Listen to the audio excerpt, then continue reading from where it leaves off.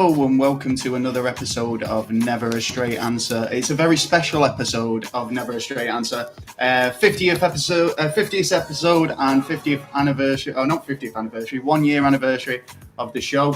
Hello to everyone who's watching, if they're watching. No one's watching yet, so it doesn't matter, but yeah, we're live. So welcome to the show. It's the first time we've ever broadcast live, and it's the first time we've ever thought, show our face. Yeah, why not? Why not? Hello. Why not? Give them a good treat.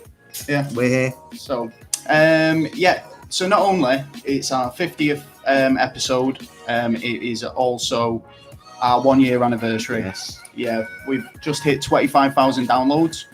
So Come on. That's pretty sick. Yeah. We just had a message. You all right, Mikey? How's it going? Right, Mike. Yeah.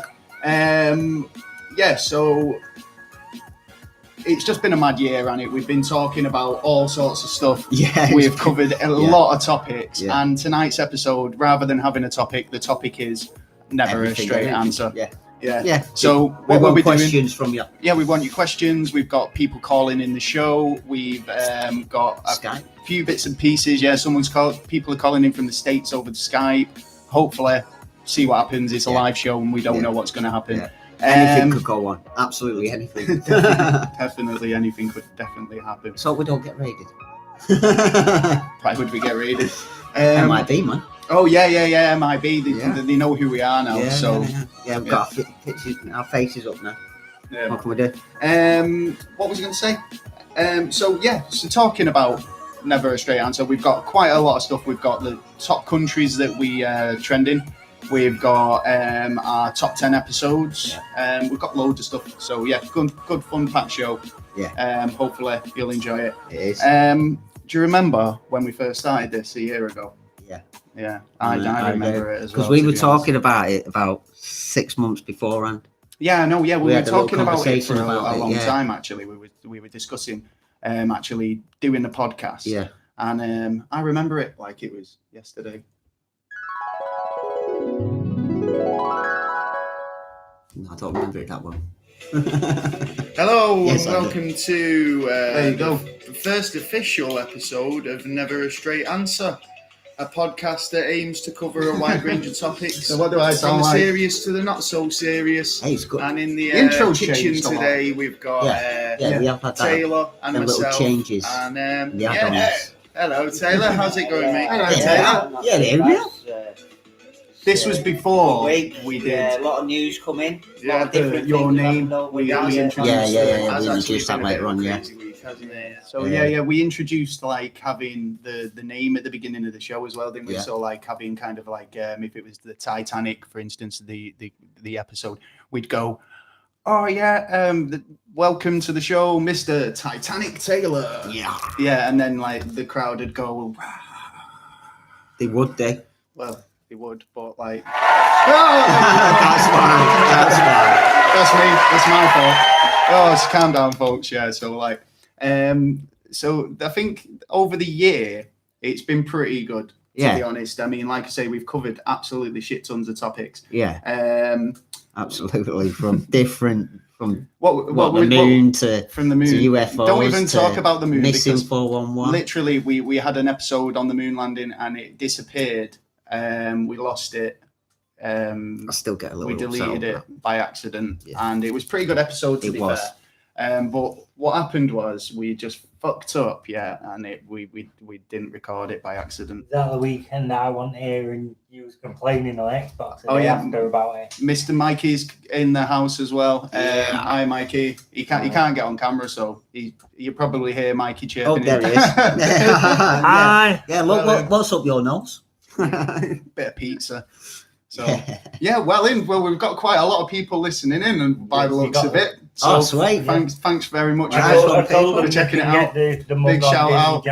Big shout out to Gavin. And right, Gav.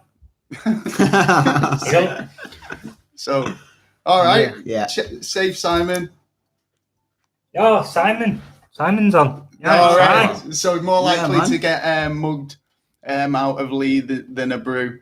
Wow, yeah. I never got a brew. That's true. I actually stopped making Lee a brew because he actually brings his own. he turns up here with a flask, which I think is quite insulting, to be fair. So you know, you'll hear him pouring his fucking coffee out in the middle of the show. I'm either peeing or I'm pouring my coffee. He's peeing or pouring. Do you want to know something funny though? I can't get a brew out of him, but he'll do my wife a brew. Yeah. I'm a and so did your guys. Your guys always makes us both a brew. Yeah, but he's a sucker in it. Don't you, G?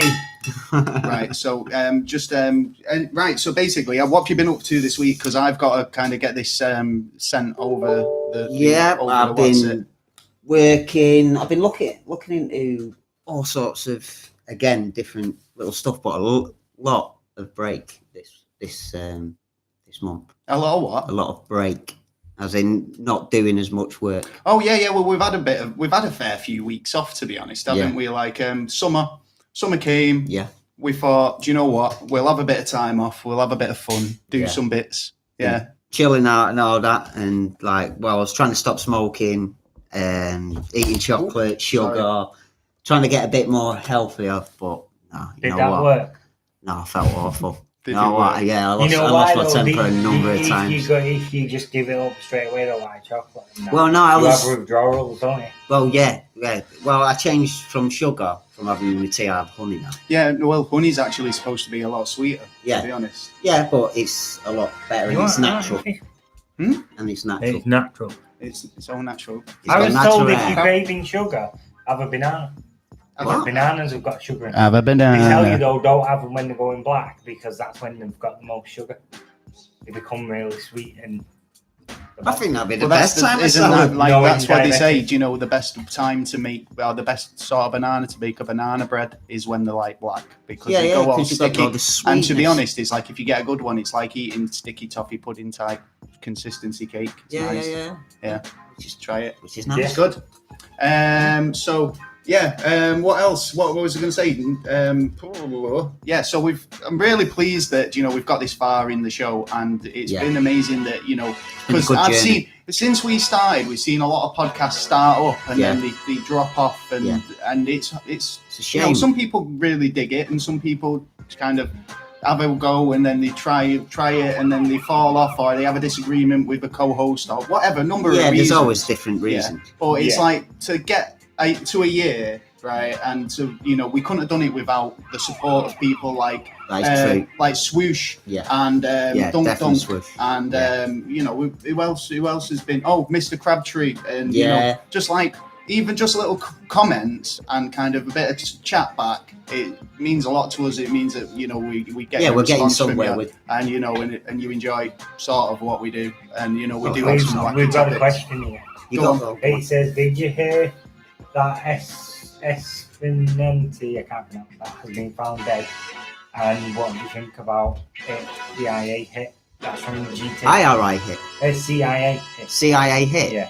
Oh, it probably wasn't. Yeah, probably. They've done quite a lot of them. I don't know enough about it, to be honest. I'd have to have a look into it before I made my mind up. I was just going to say that, But cheers for the question. I think most of the time it's like when I see these sort of mysterious circumstances where they find a body, right? Well, what was that one where there was a guy who was supposed to be skiing with his family, but then he was found dead in a hotel room. There was another guy who was locked from the inside. Right? Or the outside, or whatever it was like. And then there was the other guy in the suitcase. And zips up. And it's ex-MI5 agent. Well, obviously, there's something going on. It's all going to be if you analyse the case, basically. Check it out, have a look, see, did he have anyone against him? Did he, was he against the government or another fact? Was he wanted for something? Cheers, Chris. There could be a number of reasons.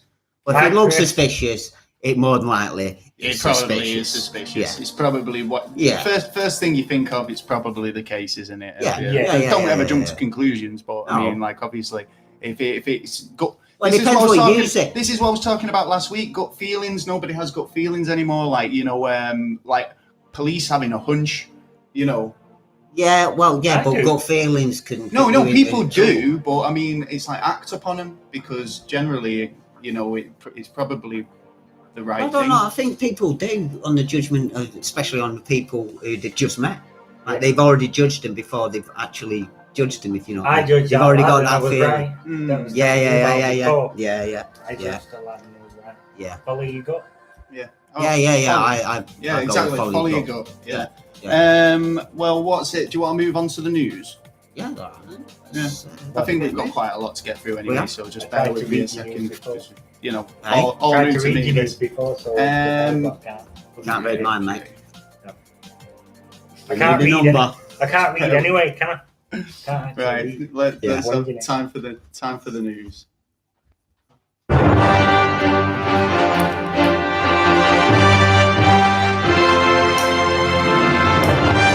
I can't believe I pressed the right button there. It was absolutely I know amazing. it worked straight off, bang. And it went down, the volume was right. Yeah, Hey, how you exactly. doing better, say? Do you know what? I spent fucking 2 days on this elaborate setup, yeah, and Been it a nice setup, man. all looks impressive, It does. yeah. But when you think that what we used to use is this, That's it. and this isn't even the one, but this is the equivalent Yeah. of the mic we used, and we literally hooked it to my phone and we'd record that way. because we had issues for first, I think, was it First three episodes, it was we trying to were get the having little level, issues. trying to get the levels right because we were doing it all like right. So you know, this is how we got started. We put like a bit of backing track on the Xbox through YouTube, and we'd have that playing at a certain level. And then we'd have the microphone in the middle of the room, and we just kind of like huddle around it and have a chat, and kind of getting those balances right by like. You know, what number does your TV need to be on before it starts getting too loud? Overbearing. Like, you know, I mean, I know it sounds dead simple, but like that's basically what we did. And like for literally 48 episodes,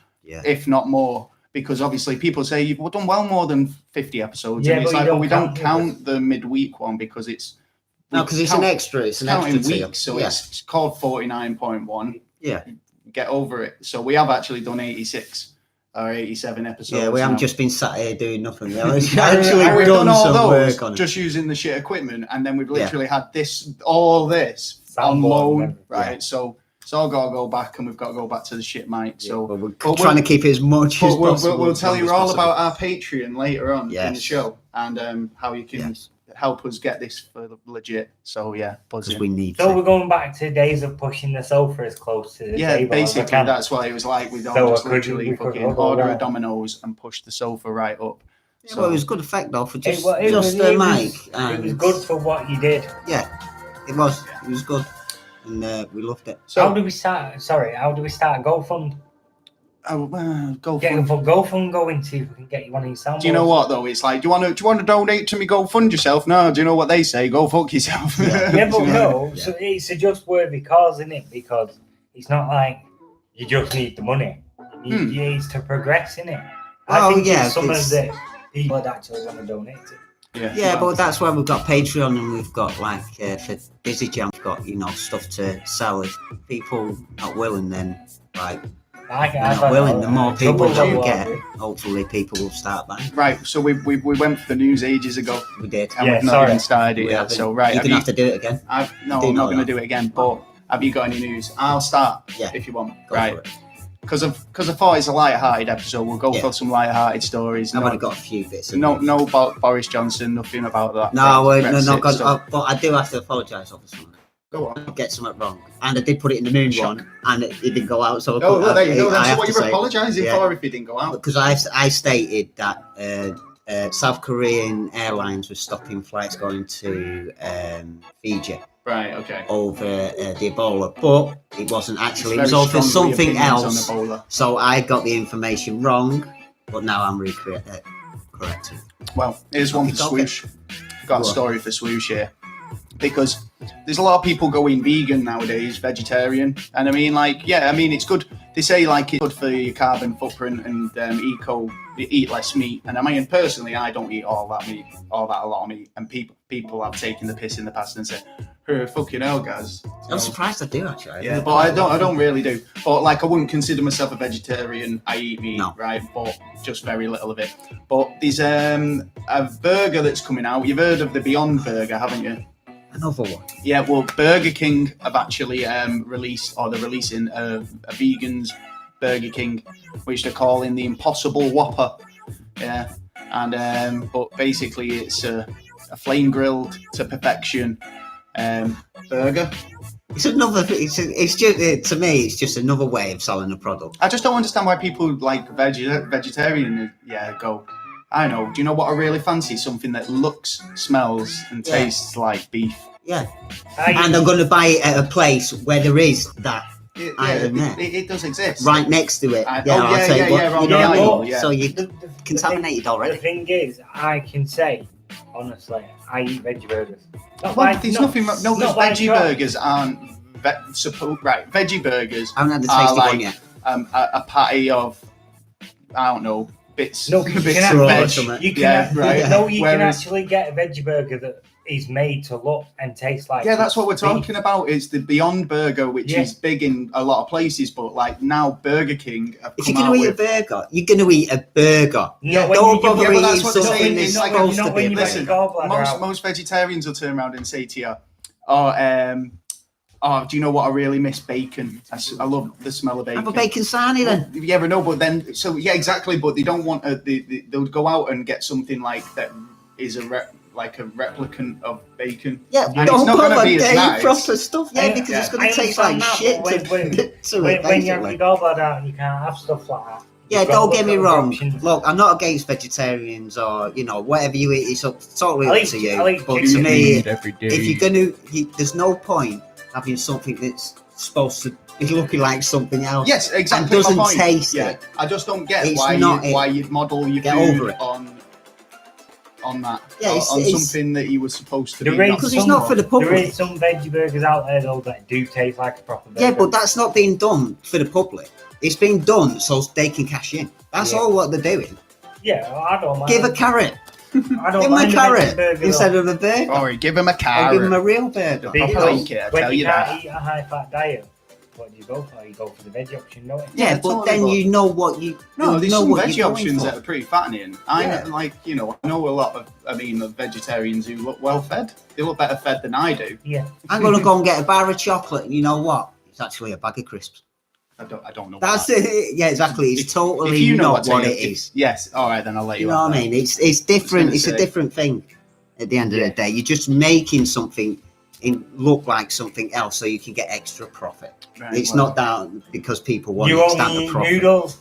Someone grassed you up. You only eat noodles. Me, I eat noodles. Yes, I do eat noodles. Is that all you eat? No, I seen him eat a cheese pizza. Yeah, but he won't have anything on it. Yeah, these weirdos order a garlic bread with cheese, basically. Me? Not me. No, he orders it. When we order it at our end. Oh, right, okay. My problem with the cheese and tomato pizza is, right, he's like Kevin from Home Alone. He just wants a plain cheese. Slapping the sauce on. Put the sauce on nice, Not slap the fucker on like you want to get rid of it. Flavors, man. You get your pizza. But there's overbearing flavors. What do you want on it today? Oh, yeah, but that's what my argument about curry is, because it's like if I want a curry, I want to be able to taste it. I don't want to. Yes, you don't want a strong one. You want a mild one. Good comment off the lady you talked to in America. Oh, is it Val? Hi, Val. Hi, Val. She said, "What's the point in being a vegan if you crave meat-flavored products?" That's my point. Exactly. Exactly. I'm right on your side on that one. If you're craving meat, I'm on both sides of the fence though, because I can eat meat, but I can't eat red meat because of having the gallbladder. Well, you shouldn't eat too much red meat. I see both sides because I understand why you'd like a burger, and I understand why vegetarians would eat a veggie burger.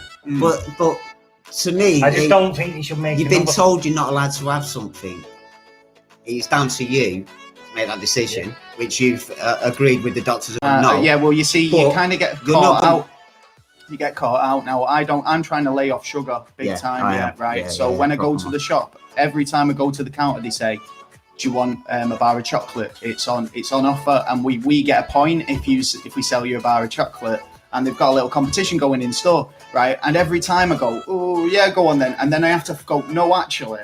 Because I know if I eat it, I'll probably regret it. I have sensitive teeth. So what's the point? So they look at me like, just get a bar of chocolate, and I'm like, do you know what?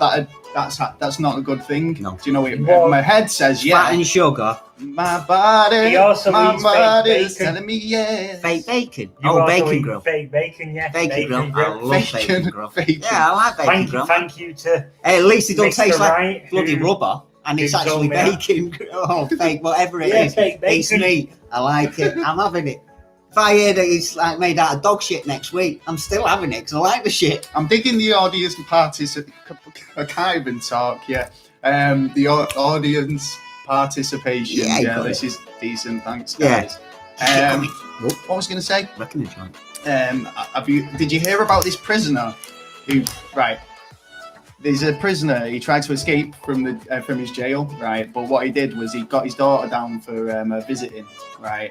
And rather than he fucking stashed his daughter away, and he got a latex mask, a bit like Mission Impossible or something, yeah. Right. Put his daughter's clothes on and tried to walk out with a wig on as his daughter. Yeah, he was a former prisoner who tried to kill himself. Sorry, I got the wrong story up. I was going to say, wouldn't you? I can imagine Taylor. A Brazilian. Fucking hell, guys, give me a break. I'm under pressure today. Chill out. Yeah. Right, a Brazilian, a drug trafficker attempted to escape from a prison on Saturday by disguising himself as his daughter and then switching places with her. Authorities said the 42-year-old man tried to sneak out of prison, which was a maximum security prison complex in Rio, and by wearing a silicone mask, a wig, and a black bra. And a tight t-shirt and a pair of... A tight t-shirt? I would have thought a loose t-shirt would have been better. Well, he's serving 73 years sentence. Yeah, wouldn't you, though? If you trying to escape. Of course. Yeah. But he didn't even look convincing. There's a photo of him online, man, and he just looks like a plastic sex doll. Oh, my. My God. Proper like a sex doll. Fuck knows, mate. But they clocked him straight away anyway. Maybe he should have gone for a better mask. Someone thinks Taylor should run for Prime Minister. Who, me? Yeah. I reckon he'd do it. Said that. Gavin Duncan. Well, I'd love to, but if you know someone who's got the funding, who's willing to fund me to become the next He needs Prime a sugar Minister, daddy. Yeah, whatever, as long as you've got a big heavy wallet. If you want to, If you've got a heavy wallet and you're willing to pay for me to be Prime Minister, bang, I'll go with that. He's up for it. I'm up for that. Yeah. I reckon I could sort the country out. I reckon. But I think between us, I'm sorry though, but I'll be a vice president or vice prime minister. Yeah, I'll go with that. But I'm going in hard. Advisor. I'm going in hard though. Like you're doing this, and this. Done. No questions, no answers. You're doing right. It. So basically, Boris Johnson's just gone in and sacked 15 people, hasn't he? I think we could push for the full lot. Yeah, get everyone, whitewash it, start again. I think that's worth it. Worth a go. After Brexit, when it happens, if it happens, which it should happen, start again. Yeah, start again, sort the fucking country out. Then we can deal with the rest of the world afterwards. If you like my mug, you can get over to Dizzy Jam and purchase one for the low price of $5.99.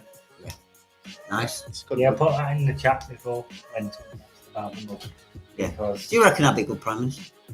I think so. I don't know. Have you got any news you want to talk about this week? Have I got any news? I'll answer that later. I'll let you do the news first. You want me to do the news first? Yeah, I'm trying to get in the chat Taylor for Prime Minister. Yeah, I'll go with that. Just find me that man with the money. I'll do it. Not a problem. Oh wait, got a Skype message. 1 second. Oh, we have.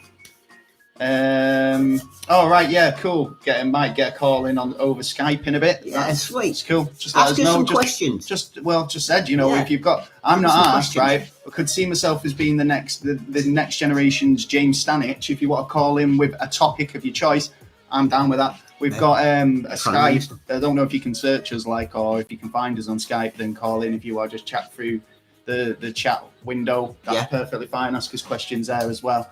And this is our first live stream, so let us know how we're doing, because I have not got a clue yet. I'm just winging it. And basically, we're just podcasting like we usually would.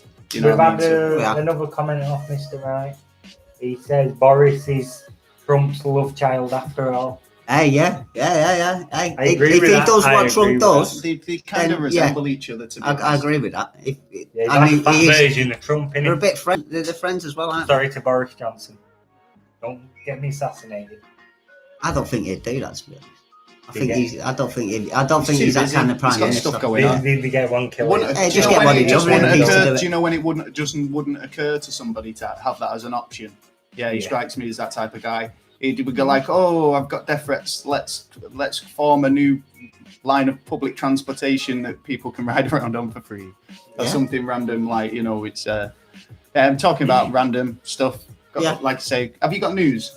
Yes, I've got loads of stories, you see, so I can keep plodding along with these if you want. Facebook has changed its mind over the Area 51 thing because they got rid of it. For those who because for those who don't know, which you probably do, Area 51, there was a petition going round to raid Area 51 on the 20th of September. Got to a big record numbers, and basically the FBI have said if anyone goes near it, it's basically an airbase and you will be treated hostile. So you know, there's been kind of a thing, but since then there's been a couple of there's been backlash, but there's been also a couple more petitions go up about doing a sit-in at the Bermuda Triangle. Raiding Loch Ness. 100,000 are going for that one. The Bermuda Triangle is a personal favourite because it's like, we're going to get all our boats back. Yeah. You know, no, you're going to sink and drown. See you later. Yeah, so, you know. But that gets rid of stupid people. So yeah, we said this, didn't we? So, I mean, the fact is that, you know, right people go in. Yeah. Sweet. Yeah. If you can swim, might survive. Strongest will survive. Yeah. And this guy was a survivor. I've got to give him this, because a former prisoner who tried to kill himself 20 years ago by swallowing a toothbrush had finally had it removed. From his small intestine. A toothbrush was in his small intestine for 20 years. 20 years. Holy crap. How did it get down there first? What? He swallowed it. Yeah, 20 years ago. Yeah, so an ex-con, he basically went to the doctors after explaining a pain in his abdomen, and he was sent to see a specialist. And stunningly, they discovered the doctors found lodged there was a toothbrush. Fucking 19 years. Yeah, exactly. And you know, people say, don't they? It's like when you go and have one of those. I mean, there's a picture that I'm showing Taylor there. It's not very nice. Fucking hell! It's like 15 centimeters long as well. What the frick? Yeah. So the thing is, the acid in your stomach is a lot stronger than but it's not in his stomach. It's got through his stomach to the point where it's been pushed into his intestines. Yeah. Right, and it's sat there. Yeah. So it's not dissolving in anything. Must have been grips on something. But this is what 19 years. Do you know when they say people go for those tube up the bum? Tube up the bum. Hey, wait until you're 50. You're going to get that. I ain't getting none. Right. Hey, I'm there first. Right, you're getting the tube up the bum, right? And they say when you do colonic irrigation that you get like coffee, you know, fucking food that you ate 20 years ago comes out. Yeah, and you could get like fucking big steaks out of them. where you've been a bit famished and you've been like, oh yeah, and you've swallowed it without chewing, basically. I wonder what was bunging me up. People are saying you should do the live every week. I don't know. We can't afford it. We've got to give all this stuff back, you see. So if you want to help us out, then if we could get more donations, we could. Mr. Wright says Boris Johnson was born in New York as well. There you go. Maybe he's part of the family. Maybe he's part of the family. Hey, I just think at the moment, as long as he sticks by his the people that he on the 31st we're fucking off from York. York can go and fuck off. Where did everybody go? I just clicked back onto the live stream and we've lost a few views, but you know, fuck it, what are you gonna do? But well, Europe won't deal with us now anyway. They don't want to deal. They won't want to change. Right. Well, if they don't want to change, right, we'll go. Plain simple as that. We want to go. You don't want to do no dealings, but you're going to be coming back because Italy are wanting to do the same thing at the minute as well. Yeah. So, and other countries around there, you've got problems with Hungary, they've got problems with Romania, they've got issues everywhere, little bits of issues, but are growing and growing.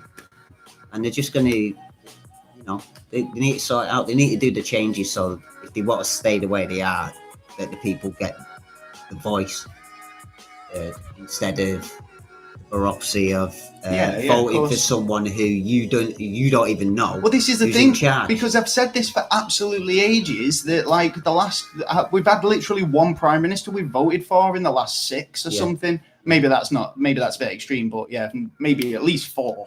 Yeah, and only one of them, he started off by being in a position much like Boris's, and then he was like, oh, well, do you want us to carry on? We will keep you going. And we voted him in, Cameron. Soon as times went shit, and as soon as he didn't get his own way, we all went.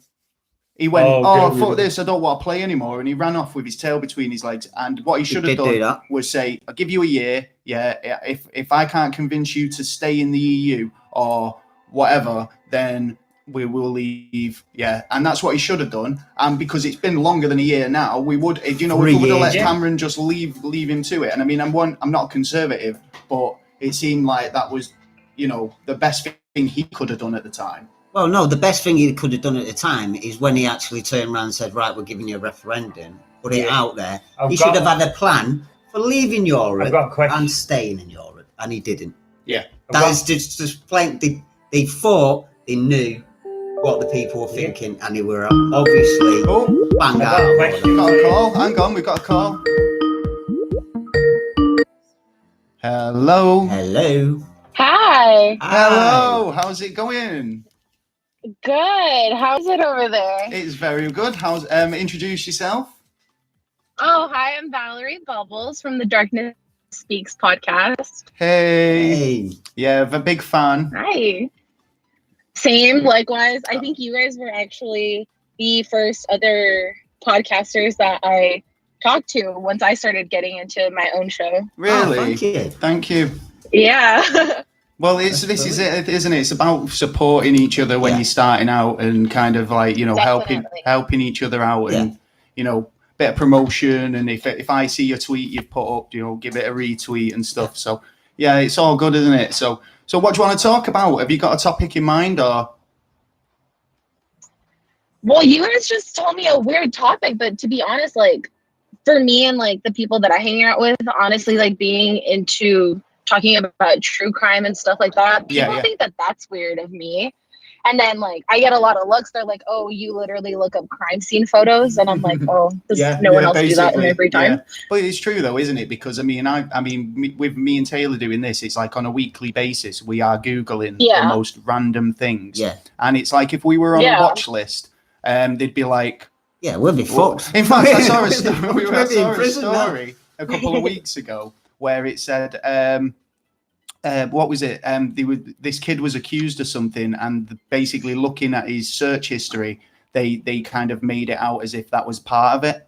Yeah. So I kind of said, well, with the stuff we're searching, it's like they'd have a field day. Yeah. To be honest. So. No, and that honestly worries me all the time. And like you guys probably know, like, because there's a conspiracy theory that the government tracks everything that you say through your iPhone. Yeah. Of course, so for me, I'm always talking about conspiracy theories and crimes. I'm like, they probably think I'm a serial killer out here. Well, as long as you're not, we're happy to, like chit chat away. Yeah. So it's like, but this is it though. I think having an interest, and it's proven, obviously, people have a morbid curiosity for things, and it only goes to show you when you see a crash on the motorway or the highway. Yeah. And it slows traffic down. You get people staring at the scene because they're interested. What happened. Yeah. Why do you think people went to stonings and beheadings? Because they were on, probably entertaining, and we've got a morbid curiosity. Yeah. So it's like it doesn't surprise me that like people have an interest in true crime and all this sort of stuff. And I think with conspiracy theories, it's like people are intelligent, so it's like when you see connections coming up in front of your eyes and you think, where the hell? I mean, that kind of rings a bell with me. Or you see something that somebody else doesn't, then it's hard to ignore, isn't it? Sometimes. And at the end of the day, like what really is a conspiracy theory? It's a unpopular opinion that multiple people share. So exactly. Well, in having a conspiracy theory, you're not alone. Well, exactly. I think it's and plus it's like I always seen it as like people. It's a question mark. Yeah, it's a question mark on something that hasn't been solved yet, and you'll find as well a lot of them end up being true. I mean, look at the Bilderbergs alone. 3 years ago, they come out and got the internet. We've done so many episodes.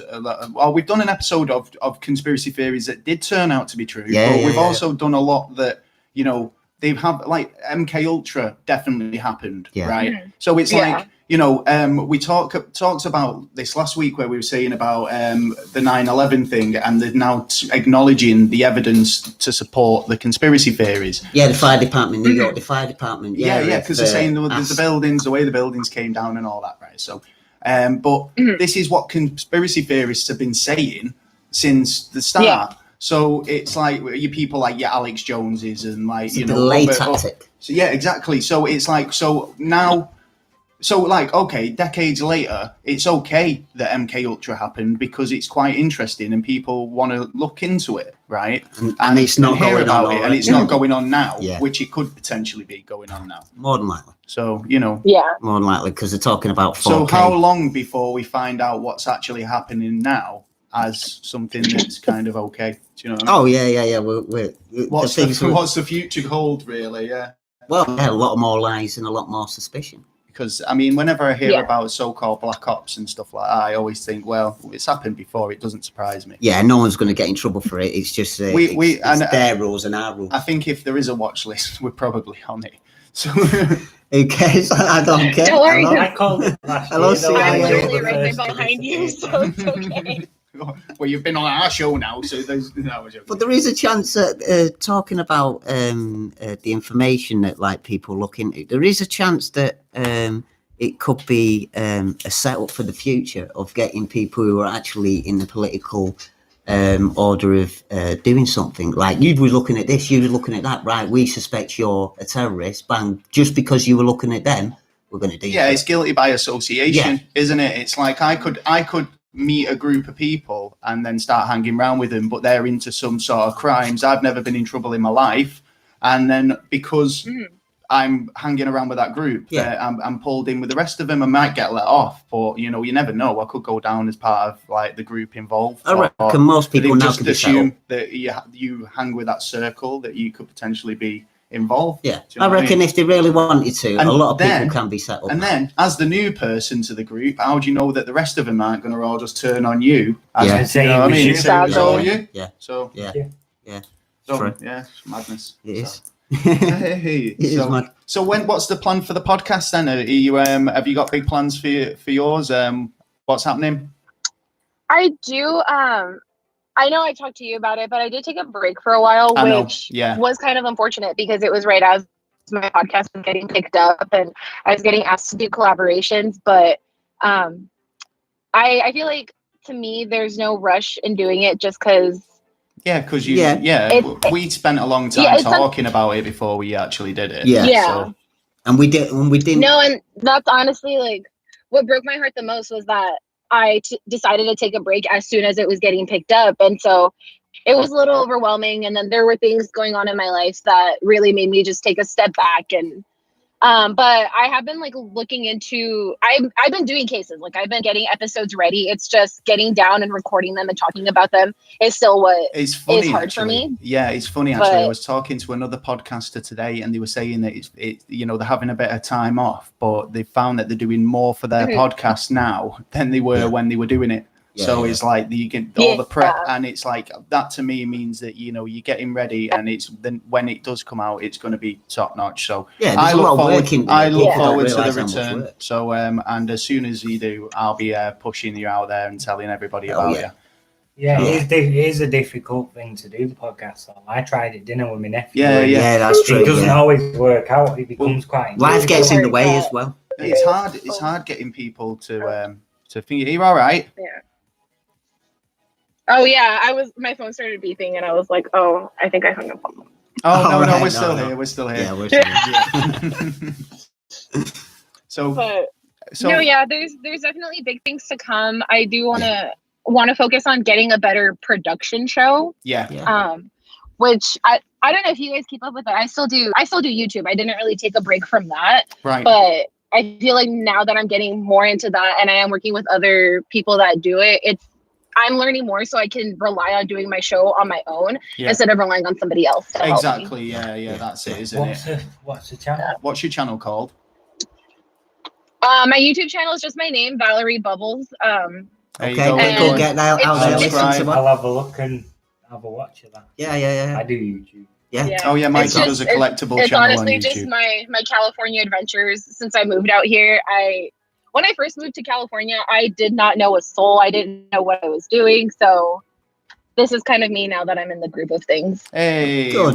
well, I'll subscribe. I didn't realize you did that, to be honest, because like we chat on Instagram and on Twitter. No, I've been doing YouTube longer than I've been doing the podcast, but I separated my worlds at first because I didn't feel like the people that watch my channel wanted to listen to me talk about the creepy things I'm interested in. But at the end of the day, I realized that it's my channel. It's what I want it to be, just like everything in life. We just talk about quite a lot of stuff, and that's why we start the show by saying we talk about a wide range of stuff. And it's like I had a comment because we started putting episodes on YouTube, and then someone turned around to me and went, the topic isn't till at least 50 minutes into the show, and I was like, well, it's a show, do you know? Exactly. It's like we kind of try and have a structure. Sometimes we go off topic, and sometimes we quite a lot of the time we ramble. I enjoy it as well as we never give a straight answer. Yeah. We've always got information. Yeah, but like people like me love that because it shows just how sporadic your mind is. I think my mind is very sporadic, to be honest. Yeah. Most of the time I get that, and I think people, if they know me online, will vouch for this. It's like people, you'd be talking about things, and then I'm like, I've already said the next thing before the conversation's got there, and people just like, or vice versa. I'm like, oh, you said that about 20 minutes ago. Like, so I'm rather behind or in front. Yeah.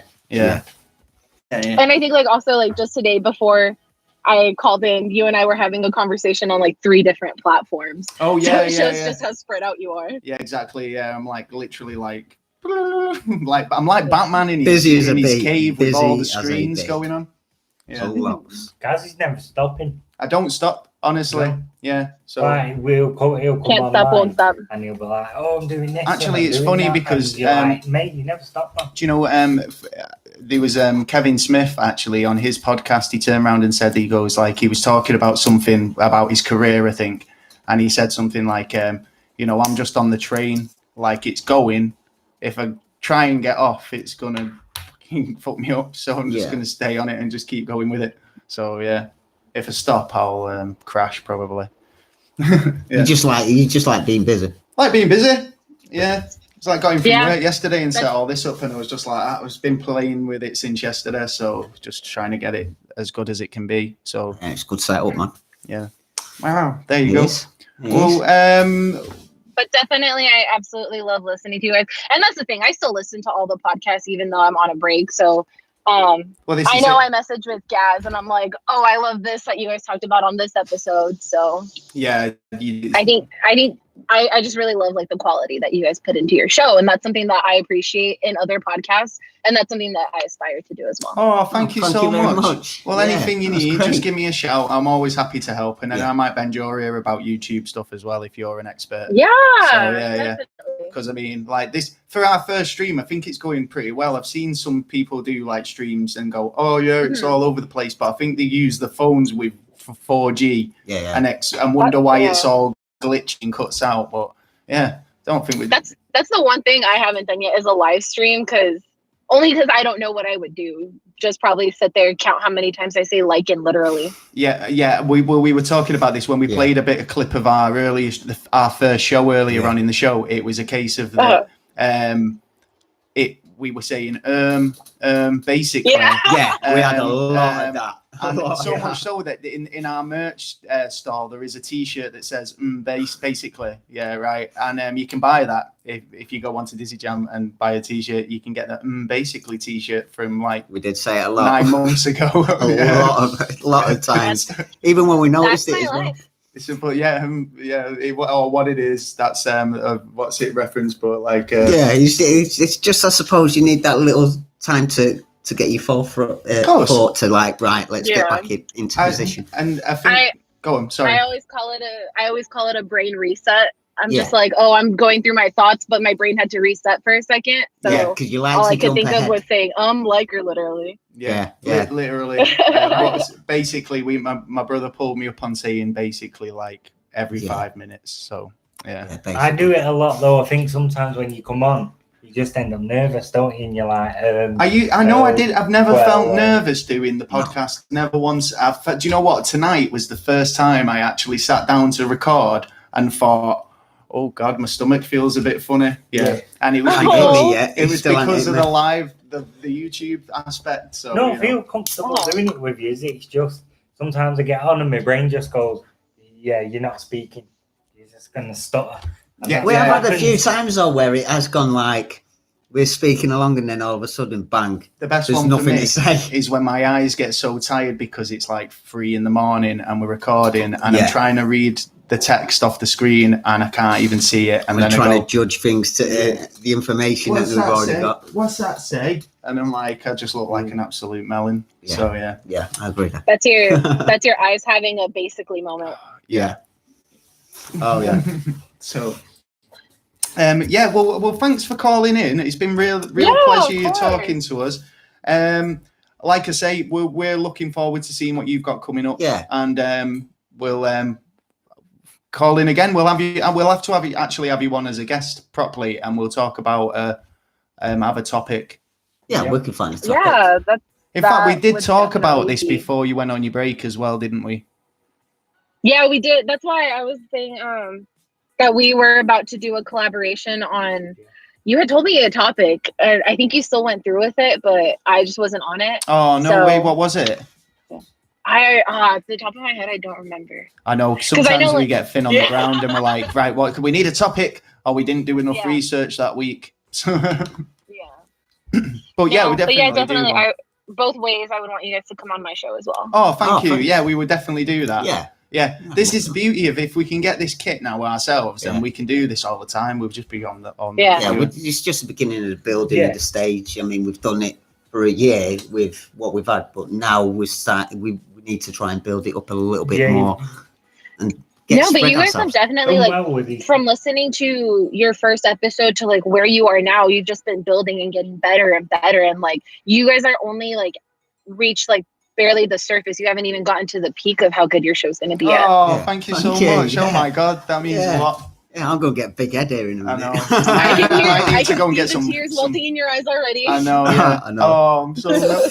They said, you know what? My stars said that I was going to cry tears of joy in August. Hey, it's still August. I know. Yeah, only just, but yeah.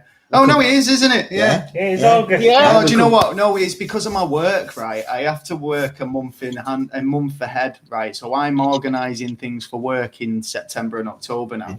Yeah, so my head's thinking in September and October all the time. Here.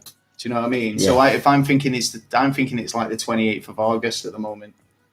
So sorry. I'm thinking that, son. You're wrong. No, yeah, work definitely has people losing their minds. Yeah, I know, it's crazy, isn't it? It's like I mean, having like an extra thing to focus on. Well, I remember when it was. You just have to turn up at a place and do something else. Full day was 30 hours, but now it's like part-time hours. Oh yeah. You know, well, no. I watched this documentary. Was that kind of documentary, but an article on something where they said these 4 types of workers now, right? There's the part-time, there's the full-time, there's the all the time, right? Yeah, and then there's the non-time. There's the part-timers, the part-timers, the full-timers, and the all the timers. Yeah.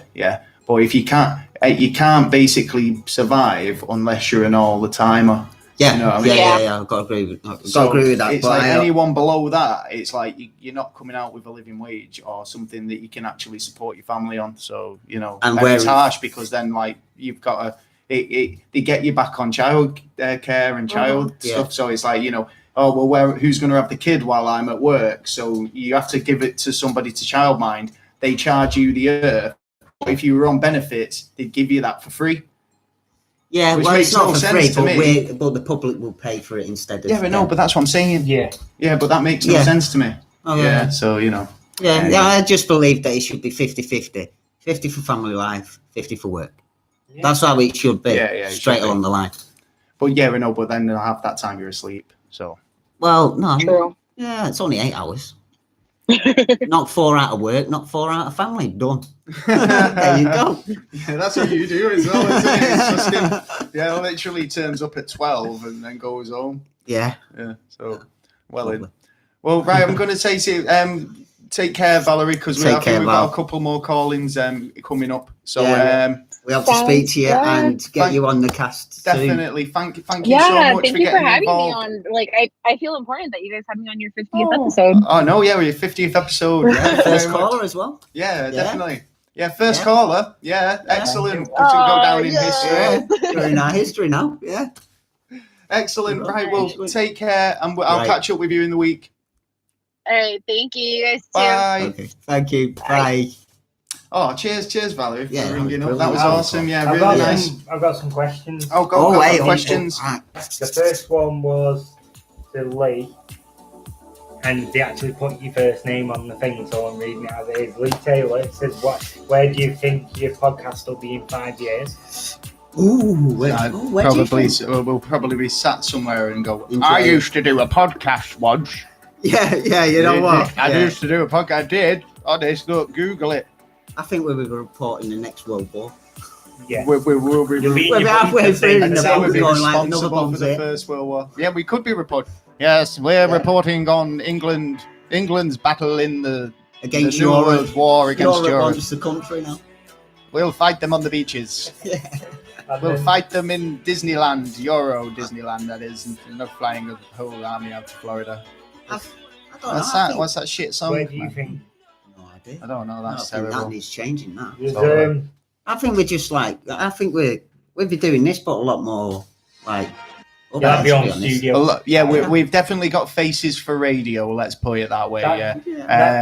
So we're on here, but like, I can totally do this until I'm an old man. Yeah. This is what I'm doing. I'm doing this.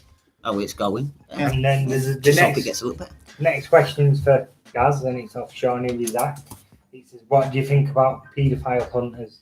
The question's for you. What do I think about? Well, they're doing. Well, obviously they need tracking down these people, don't they? So sort of.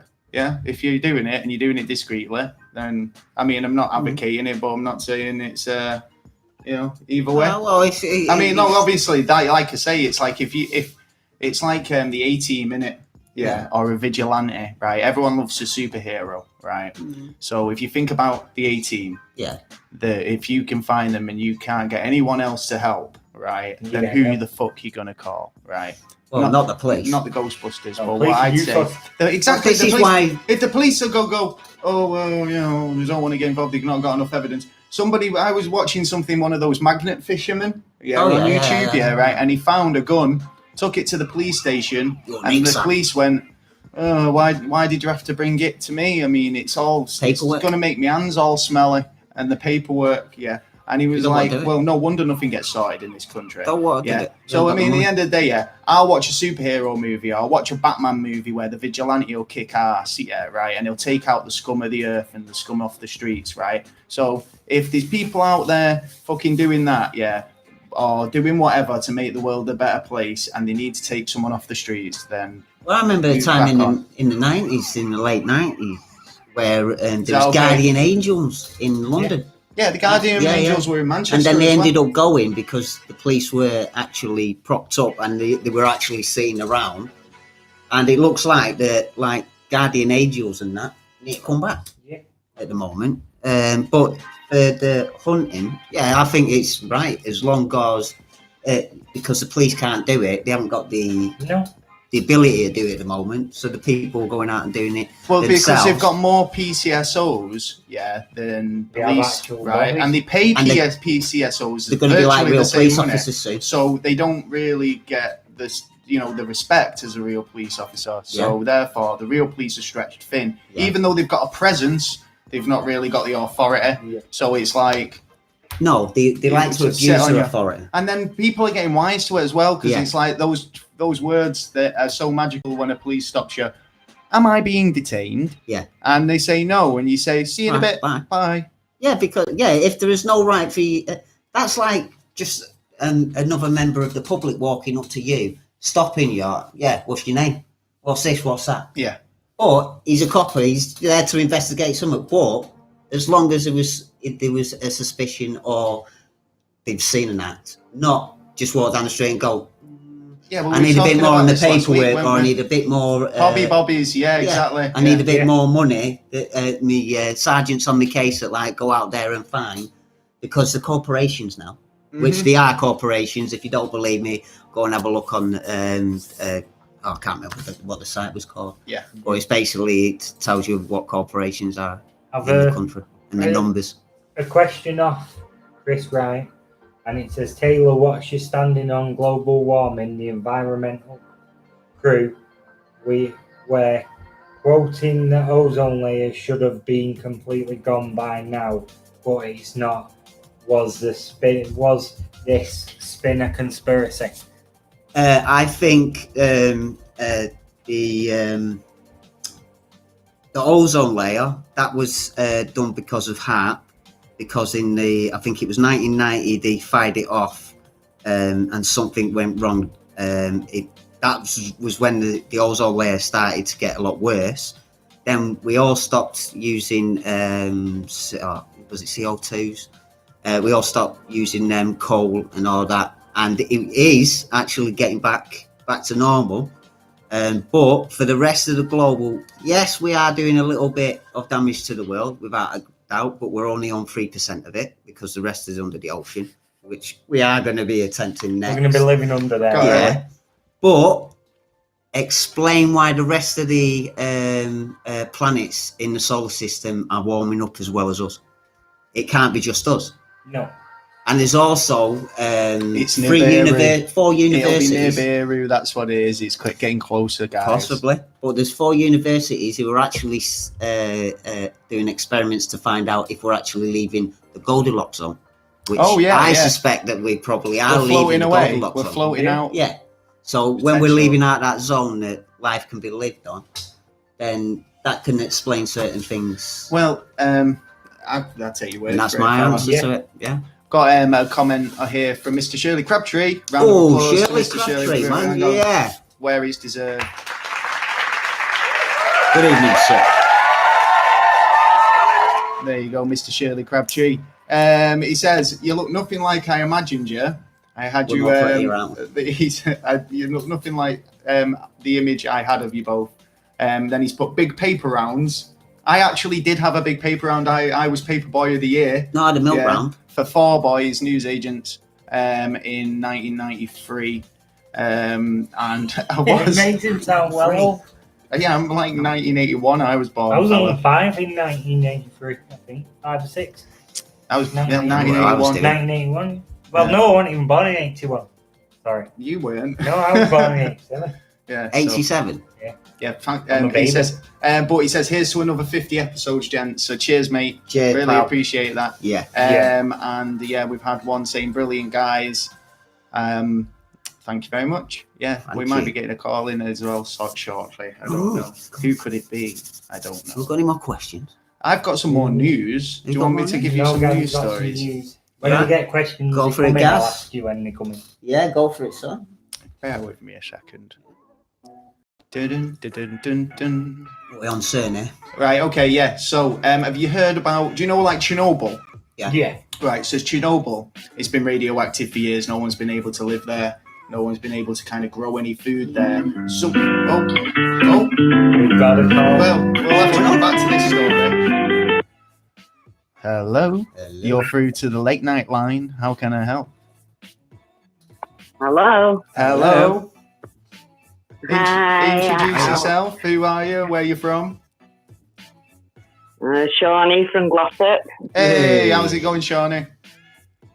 Okay, you're doing good. Oh, thank you. I want to ask, how do you see the state of play on this planet for the future? Oh, that's a good question. Yeah.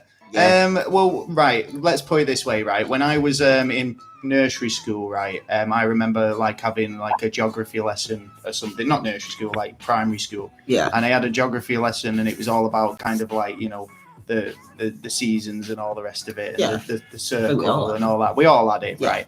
And the teacher was going on about global warming and like polar ice caps melting then. But when all the kids went, oh, will that happen in our lifetime? They went, no, it won't happen for absolute generations and generations. Right?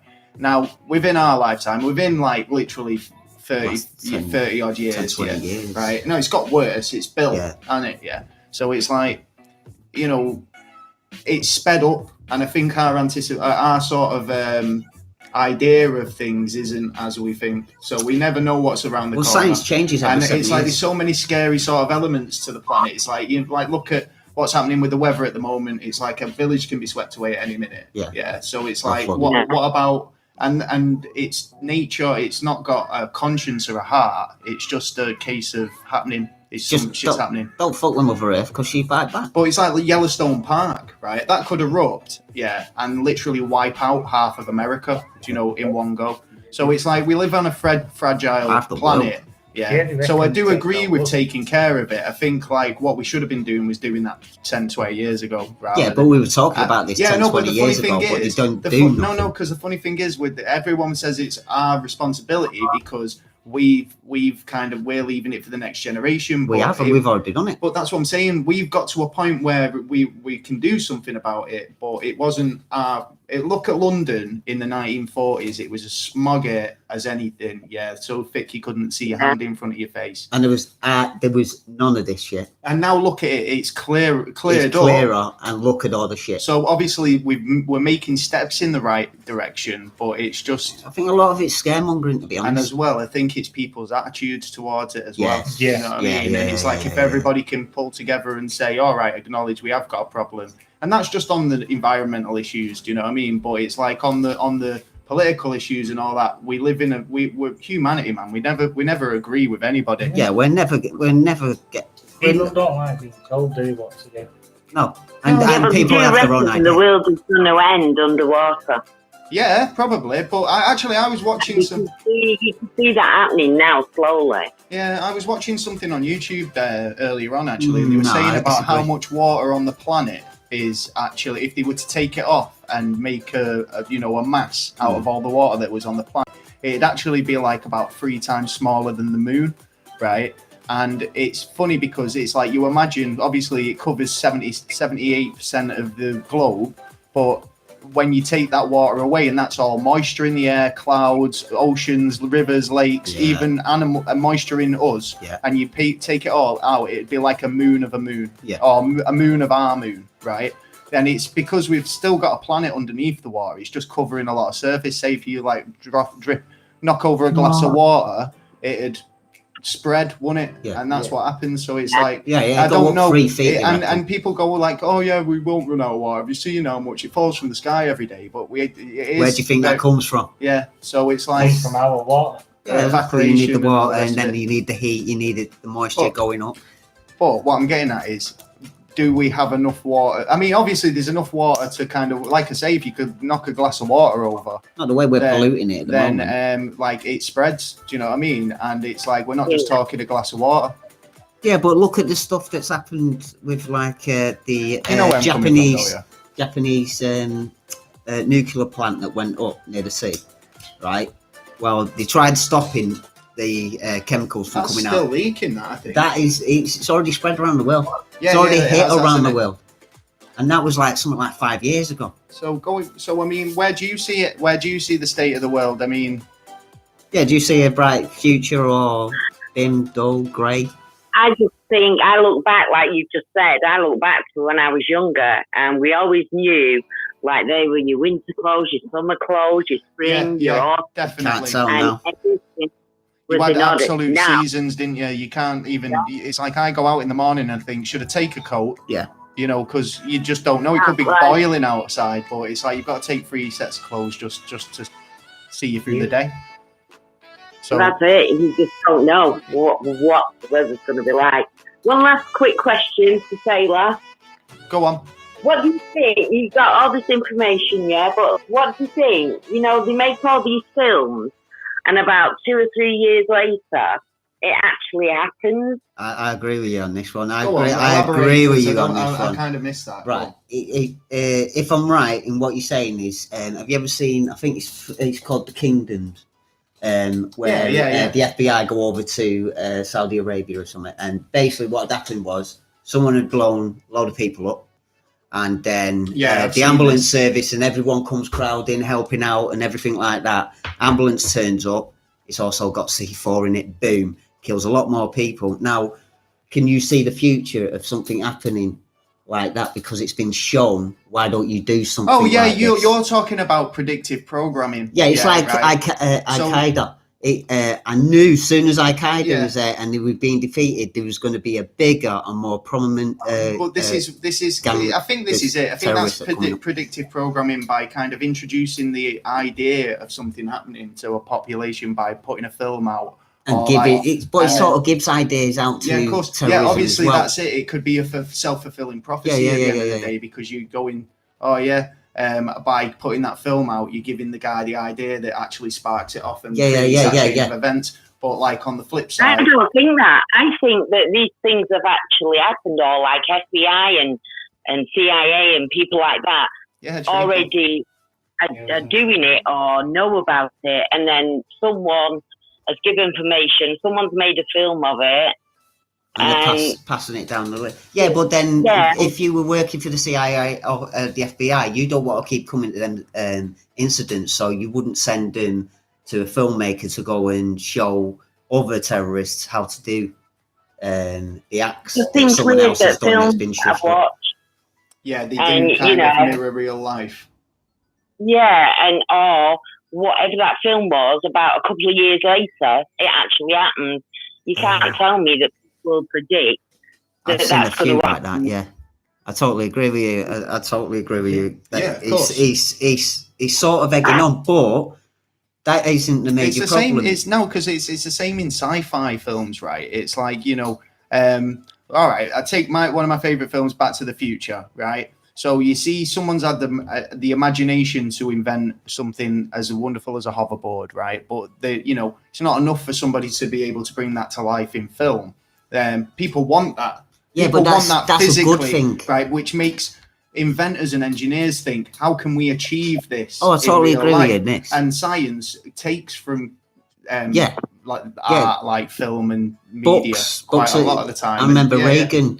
He had sci-fi writers and producers have a big meeting with him so he can to give ideas. I do agree that, like in terms of kind of espionage and sort of dark projects, that those types of things, like you say, the Kingdom, or anything like that, where it's them who've done it or instigated it. Or it's like, you know what I mean? It's like the moon. I don't believe anybody's been on the moon. Conditioning you for it to happen in real life. Well, there is that. I've got to give you on that one. There is that conditioning people on stuff that is about to happen, or roughly they don't know, but it's a big possibility that it's going to happen. Yeah. What was that you said there, Shani? I'm just saying, I don't believe anybody's been on the moon. I believe that they were in it. Oh, no. I agree. I think there was two films. Well, we did a whole one on the moon because there's only so much that come back, and I think a lot of it was hidden, which they say destroyed, hidden because of what they've seen. Area 56? Right. But 51? Yeah. I reckon they filmed that on Area 51. Well, yeah, did you we did a whole episode on Stanley Kubrick and how he could have potentially filmed it. Now, I kind of have a strong suspicion on this one that, look today, right, we're able to YouTube live, right, and it'll go on the internet around the world, and it's pretty easy to do, right? But back then, the power that it would have taken to broadcast that video worldwide live is probably it's more impressive than the moon landing, to be honest, right? So, so the fact is, I don't think they were confident that they would be able to get images back from the mission. So they staged all the evidence that they shown everybody. So the whole walking on the moon, planting the flag could potentially have been faked, but the actual event and feat of doing it what happened, but they just didn't have the capabilities of being able to show the world. It's one thing doing a thing, and then another thing actually people seeing you do it physically and making a big event of it. And they've basically said that's what they were planning on doing. So if they, if they can't deliver on that and they just say they've landed on the moon, it's like, well, where'd you get space rocks from? Where'd you get this? Where'd you get that? Is that it? Yeah. Why we're spending millions of dollars on this, that, and the other, because they'd be accountable for it. I think so. So I don't know. I like that theory. I mean, I've had a chat with a lot of people who share your view on that one, And you know, I mean, there's a lot of kind of conflicting evidence in terms of shadows and kind Kit of Kat wrappers and stuff like that. Apparently there was a picture of a Kit Kat wrapper down in the corner. It was like, I wouldn't be surprised, to be honest. Yeah. So I think this kind of it's one of those ongoing things. Ongoing investigation. Yeah, who killed Kennedy? It's still who landed on the moon. But at one point or another, we will find out. But when the people who have done us wrong are gone. Yeah, that's when we're going to find out. It'll be when the people who hold the fucking keys to the vault. Yeah, are gone. Yeah. And then you'll get some sort of hip. He'll be like, "Hey guys, you know, I'm a hip president. I'm gonna let you know. I'm gonna disclose all that alien stuff. That's why you hired me." Bernie Sanders has turned around and said that now. You will have a good night. And happy birthday. Thank you very much. We're going to carry on watching you. Oh, a legend. Thanks for calling in. It's been wonderful. All right. Keep listening. Bye. We will. Bye. Oh, thank you. Yeah, thanks, Shawnee. Yeah, so we're still keeping the listeners coming in. Big shout out to Treacle. Yay, Treacle, man. Treacle's joined us on the chat window there. Sorry, we had obviously we're popular now, so we've got you're in the queue. Yeah, we'll get back to you soon. We will. Yeah, man. I look tired today. I had a long week, to be honest. Been to Belfast, right? Went to Belfast on one of those. It was a fucking prop plane, right? No. So it was tiny. I got on, and they said, "Ed, would you mind sitting by the emergency exit?" And I was like, "Oh, do I have to?" No. And she's like, "But you get more leg room." Yeah, and a parachute. And I was like, "Yeah, and also a fucking breeze from the door because it's weird." I hope not. So a breeze from the door. That's what I mean. Yeah. Well, like you could see the propellers. Yeah, but you could first jump out, can't you? Nah, it wasn't too bad actually. It was. I've been on a prop plane before, but do you know what I always find? They look nice from the outside, but as soon as you get on, they just look like an old bus. Yeah. Do you know what I mean? Like, this is going to fall apart in a minute. Looks like Taylor's car. A bit of tape. No, it's not that bad. I mean? It was all right, actually. Nice flight. Belfast, really nice, actually, as well. Really enjoyed going over there.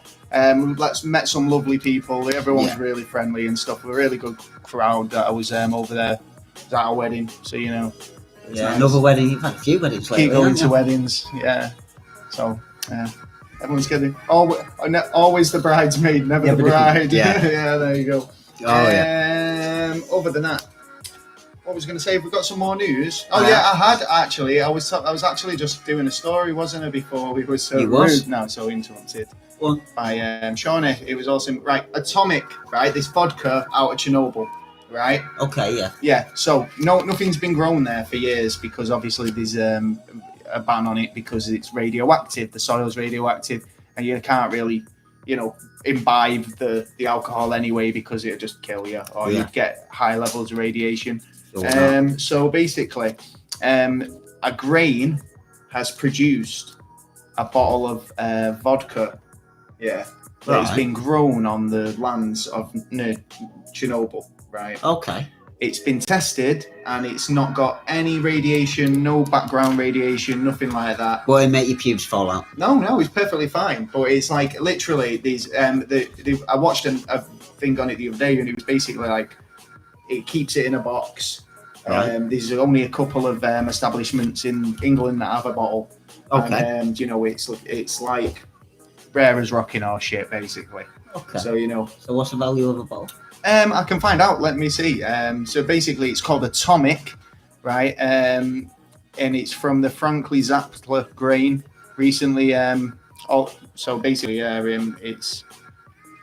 I'm trying to find the price of it.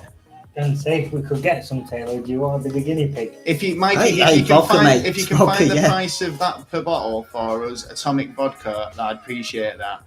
But yeah. I found it interesting because it was literally like the first product that's come out of the area. Yeah. Now, if they can kind of prove that it's safe to consume, it might kind of build a bit more kind of infrastructure around it and then bring a bit more life back to the city. Do you know what I mean? I heard there's a lot more movement going on in there at the moment. As in, there's more people, staying there longer. The radiation seems to have dissipated a lot more than they expected at first. there was people who were living there already.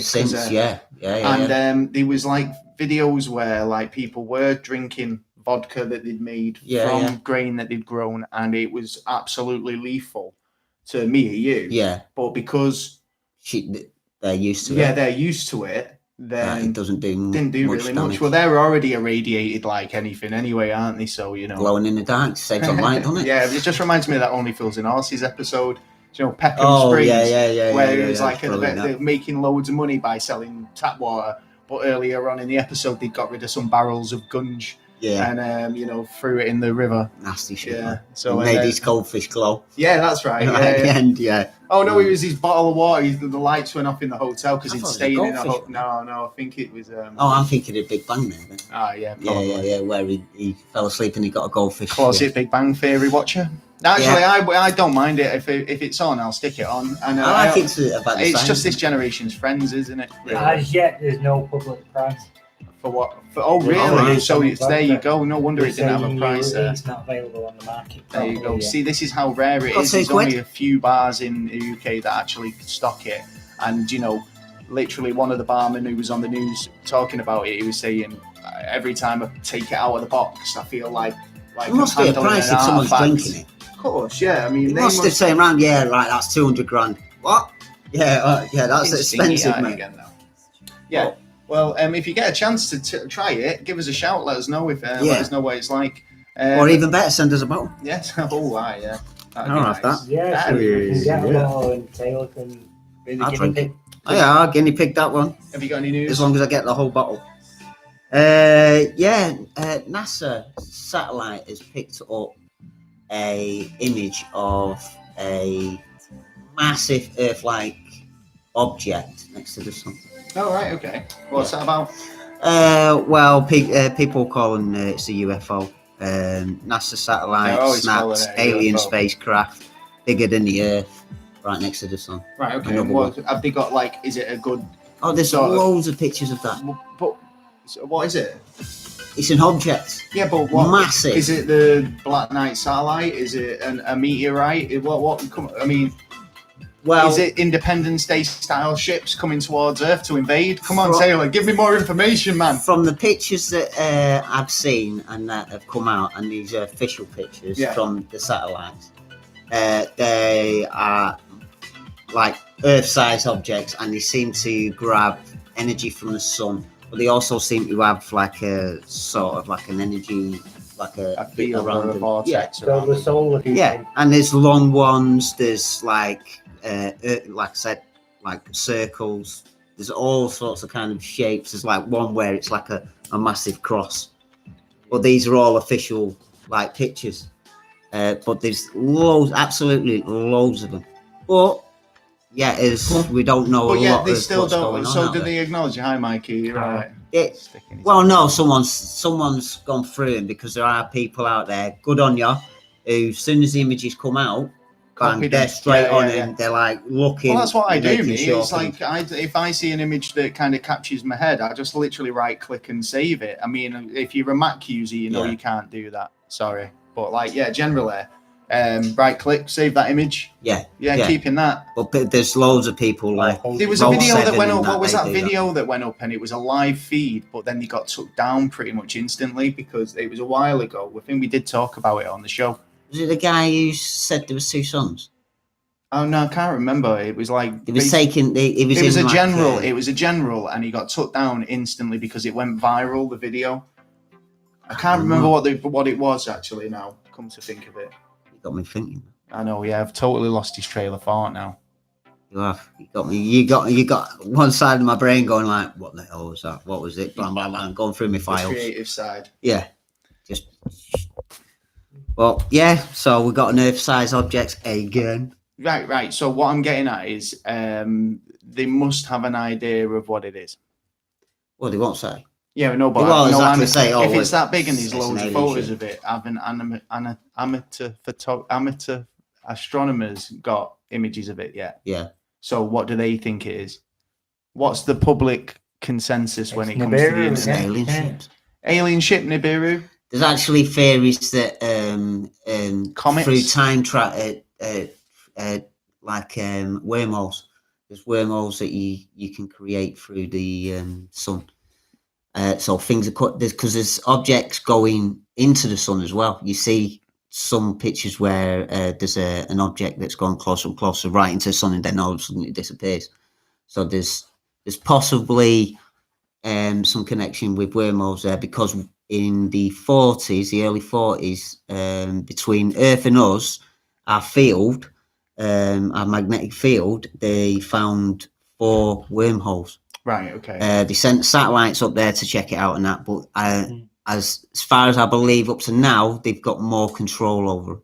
Right. Okay. So there is a possibility that it could be a wormhole effect of collecting energy, but these are all not corroborated. You never know with this sort of stuff. So I think.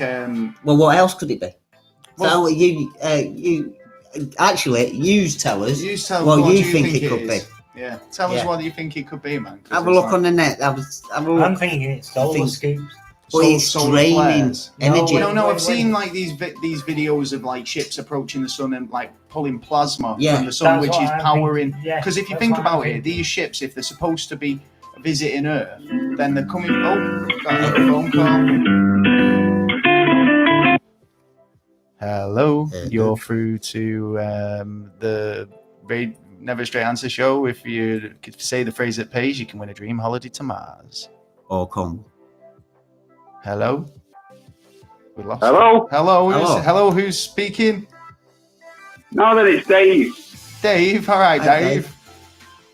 Yeah, not bad. Now, I've been with your lads since about your 3rd or 4th episode. So I've kind of been all the way through with you. Oh, legend. Cheers, man. Yeah, I'm loving that you've gone live. I think that's a nice twist on it. Oh, nice one, Jim. Cheers. Yeah, obviously, since I've been listening to you, it's always good bedtime listening for me. Not that it puts me to sleep like that. I'm glad of that. I'm glad you listened to right at the end. Yeah, I always do. When we talk about the Patreon and all that. Yes. What it is, obviously, we're listening to you all. I always kind of listen out for conspiracy theories and stuff like that. Yeah. I caught the back end of a conversation the other day, and I thought, I know just the lads to ask about that. Okay. And that's about the Denver International Airport. Oh, right. Yeah. We've actually done a show on this. I think it was actually one of our really early shows. Yeah. So I think there is definitely a lot of symbolism going on there, isn't there? Yeah, at the Denver International Airport. Now, and why did they scrap it after they dropped them 4? So what do you know about it? I mean, what was the tail end you got? The bit I caught about it was it serves as their quarters to the New World Order. Well, what they did was when they were developing it, right, because it was actually about a few million over budget, right, the whole build, right, double the budget what they put for it, yeah. So and they apparently dug a really, really big hole, and then they built a load of buildings in it, and then they said, we built a load of buildings in this big hole by mistake, so they covered it up, right? So there's plans of this underground structure being there, but they say that they filled it in, right? So there is 4 times as big underneath as it is on top. They've basically got an underground fortress underneath Denver Airport, right? There's actually no need for Denver Airport to exist because there is an airport in Denver, not very far, down the road, just up the road, right? It's there was actually an incident, weren't there, where literally every sort of major prime minister and kind of international figure had gone through there. All had gone through there, and all started buying property around the area as well. So I think there is definitely something to it. It's like a safety destination, I think. There's a so I'd probably explain the Masonic stuff. Yeah, definitely. Yeah. There's a lot of the murals alone on the wall in Denver Airport, which kind of depicts sort of like there's a horse, a blue horse, which is like a hell stallion statue. Yeah. Which there was an interesting story attached to that, which meant that basically the guy sculpting it, just before he finished sculpting it, it fell on him and killed him. Yeah. And they still put it up, right? Good luck to so that's outside Denver Airport. There's all the murals, there's Masonic symbols, there's the fact that they've got this underground complex. It has definitely got some sort of significance. And tunnels too. And perhaps all these underground tunnels that people are hearing these booms My personal opinion on these booms is that they're drilling underneath people's properties and they're creating underground networks, right? For a lot of different reasons. You keep your business hidden and secret. You can travel without detection from satellites or anything like that. You can kind of hide underground, right? And I think Denver Airport's a main hub of all of these kind of intersections. It's definitely a connection. It's definitely a big connection between what's going to happen in the future, and it's going to be a safety zone by the looks of it. Yeah, maybe. Yeah. So. Definitely. It comes across as plausible, doesn't it? Yeah, definitely. Yeah. I think. Well, they're going to need somewhere, aren't they? Because New Zealand apparently is one as well. What they've got a similar setup. There's loads of millionaires and billionaires gone out there and bought shitloads of property. Absolutely shitloads. And there's a load of underground bunkers being made there as well. There's loads in Texas, but they're selling them to like billionaires and millionaires. Yeah. Because there is a lot of movement of the rich, and it seems to be there are certain destations where which seem to be kind of like everyone's sort of targeting the similar locations. So it looks like the rest of us are fucked, basically, right? If you didn't know, you didn't know. Yeah, or if you're near there you go to that destination, and hopefully you'll be safe and like start rolling them, kick their ass and getting sweaty ears. We don't normally wear headphones for the podcast, but since this, it's like, we've got to, and generally you get sweaty ears after a while. So do you know what? I can't get up and do this myself, but do you know, Mikey?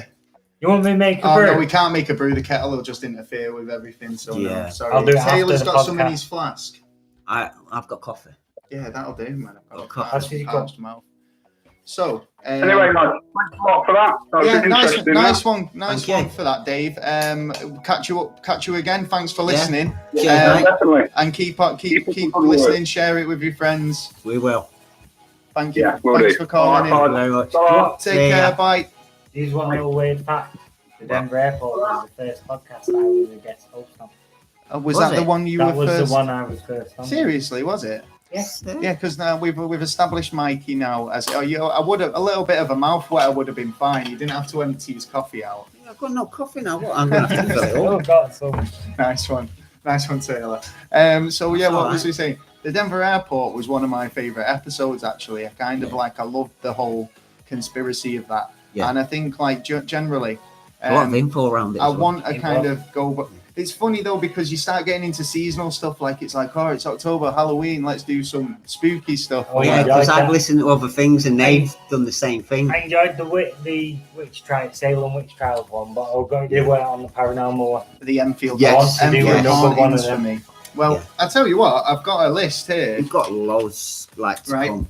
Absolutely. Do you want to hear our top 10 episodes of Never a Straight Answer? And this is based on the statistics of our downloads. Are we going 10 to 9? 10 to 1? We'll go 10 to 1, yeah. Right.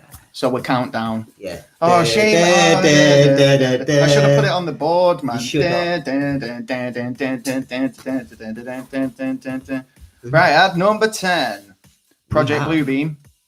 Yeah, which was, I think that's coming into more of effect now. I think we're going to have to do another topic, another follow up on this one. Yeah, I think we're going to say that about stronger. Literally half of the topics we bring up here. So that was episode 9. Yeah, Project Bluebeam.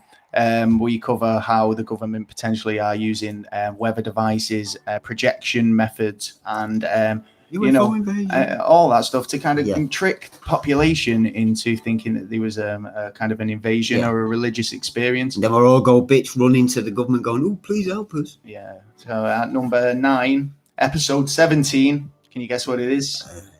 The Men in Black. Yeah. We talk about files from the Men in Black. We talked about how it was kind of the first incidents, sightings, different cases. You came with a few, I came with a few. It was awesome. The first one where the guy saw one and a ship, and then what was it?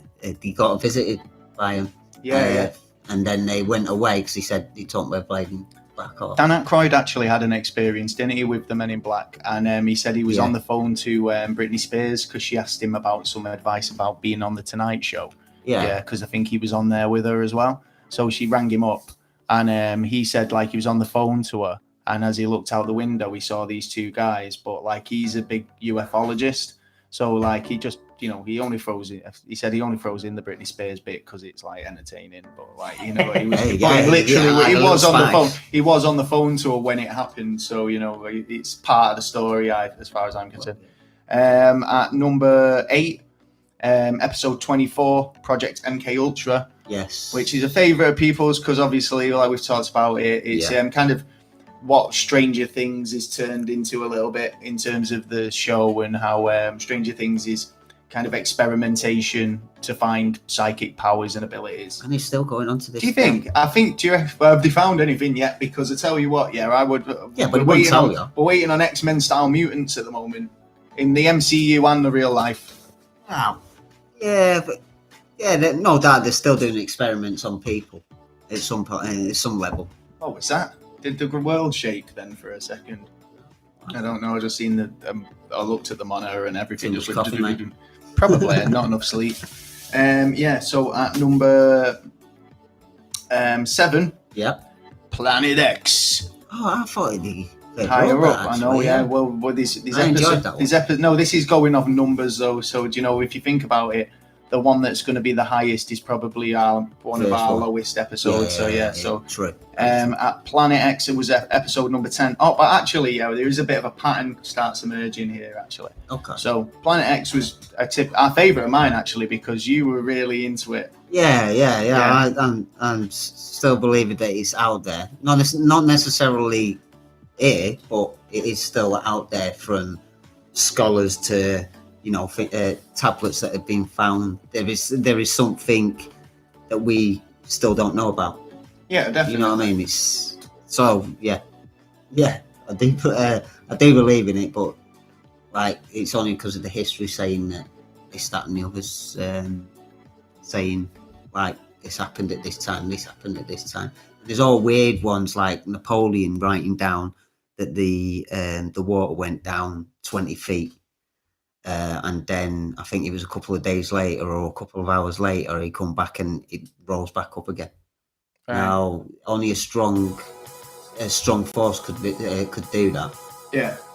So that to me. Yeah, of course. I think there's merit to the argument, and I think like and NASA are looking for it. Because you're thinking right. No, listen, right. If you're thinking there's a massive planet heading towards Earth, then you start thinking, well, what would happen if that happened, right? So the argument doesn't become there's a thing heading towards the Earth. And if it answers all the questions what's going on, that are going to happen because of this thing that's coming to Earth. Because something outside our power of this planet is fucking around with this planet at the moment. Yeah. And it's been fucking around with the solar system for a number of years now, and it's noticeable. He's noticeable. We got a comment from Gavin there. He says Taylor is a lizard man from the Planet X. True story. We'll soon find out when my mask comes off. Yeah, he's going to take it off. Yeah, I'm going to be a V. I'm going to do a V. V for victory. Oh, there's an offer. Shawnee says she's going to do our tarot cards on a show one day. Sweet, I wouldn't mind finding out what bad luck I've got ahead. And Chris says you've got a lizard haircut. So right, moving on. At number 5, Nostradamus. Surprisingly, a very popular episode. Probably have to do one of them again because he's basically done so many predictions. Yeah, I like the guy, man. Yeah, he's a very popular episode. Check it out. That's episode 23. At number 4, Andrew Bishago and time traveling. That was episode number 2. What's this? Number 3. Number 3, the mysterious disappearance of Richie Edwards. Which was the one of the guitarists from the Manic Street Preachers. You really got into that one. I love that episode, actually. Somebody said to me about what episode would you recommend to start with, and I said, no, maybe not the beginning, but say the Bobblers R one or the Richie one or the Planet X one. That's where the kind of free where I kind of say, oh, they're good jump off points. Yeah. Do you know what I mean? Yeah. Because it's 3 different topics. Yeah, 3 different areas. Yeah. And it gives you a good example of what. Yeah, and there's also the news in between and the little bits of conversation. Talking at number 2, Bob Lazar, which is episode 20, and it was pretty good. It was just as he was launching his film as well, so we did following the guy for about 20 years, man. That was a pretty good episode. And at number 1, what do you think it is? I know. Go on. I know what it is. Go on, what is it? I'll tell you don't even have to tell me. I know what it is. It's the Beatles, isn't it? It's got to be Paul McCartney. It is definitely Paul McCartney. Or is it? Yeah. That's the question. Is it Paul McCartney? Or was it not Paul McCartney? You know, I could be wrong, but I think that's the first one I listened to. Was it? Well, that was our first episode. Everyone seems to kind of jump on that one as a, like, you know, to listen to us when I say we've got a podcast. They go, because it's a logical starting point, isn't it, at the beginning? Yeah. But it's like, I don't rate it because it's like progressed. But now I think when we were doing it at the time, then obviously people liked it because he carried on listening. Yeah. Or maybe they dropped off and we acquired new listeners. I don't know how it works, but you know. Yeah. So I think overall, the Paul McCartney one it was a good first try. Do you know what I mean? Yeah. And I think we were overly ambitious, for what we wanted to achieve with bare minimum equipment because we were trying to achieve what we wanted. We did. It's like we wanted to play clips and we wanted to kind of have what we've got a bit now where we can kind of translate audio over to you guys within that recording. And but we started off at like low, building it up. Well, we're still low because, like I say, we've got to give all this back on next week. But we're still on a platform level that we're doing okay. Chris says the real Paul McCartney works down in his chip shop with Elvis. Now, I wouldn't... No, it's no window cleaner, man. No, actually, did you not see the video? If you go on Google and you Google Paul McCartney's childhood home, right? Not elves. Elvis. Yeah, so... If you Google that, you'll find a video of the patron, the custodian of Paul McCartney's childhood home.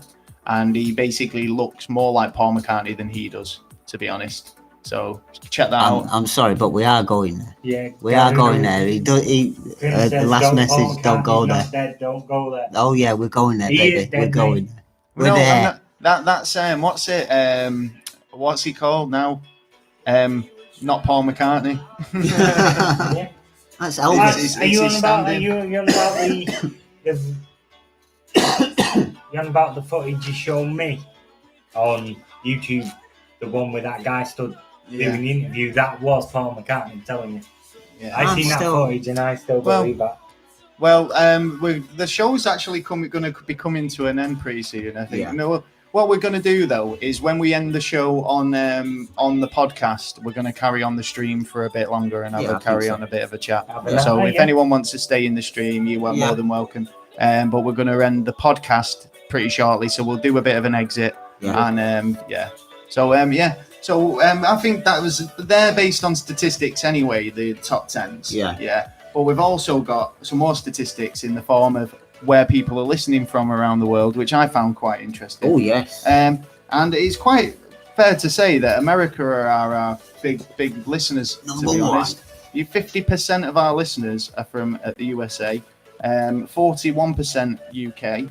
We've got 6% of our listeners live in Canada, then 5% in France, Australia's 4%, Netherlands 2%, Ireland 1%, Germany 1%, India 1%, and then a lot more 1% to make up that rest. Do you know that other? Sweet. You know, sweet. As long as we're getting international. Yeah, they're all like 0.1%. I think most of them. So yeah, there's like a lot of places listening. What can you say? Yeah, it's great. Carry on. Thank you very much. Carry on, please. Yes. Tell your friends. I got some beers. Knock on your neighbour's door. Tell them we're around. We're here. Loads of places. Yeah. I'm trying to think if I've done everything now. Yeah, it's been a pretty. Oh well, got the reviews, but I don't think I can do some reviews. I think. Yeah. This tune's absolutely bobbins. Not wrong. So you can give Paul Sanderson a shout out.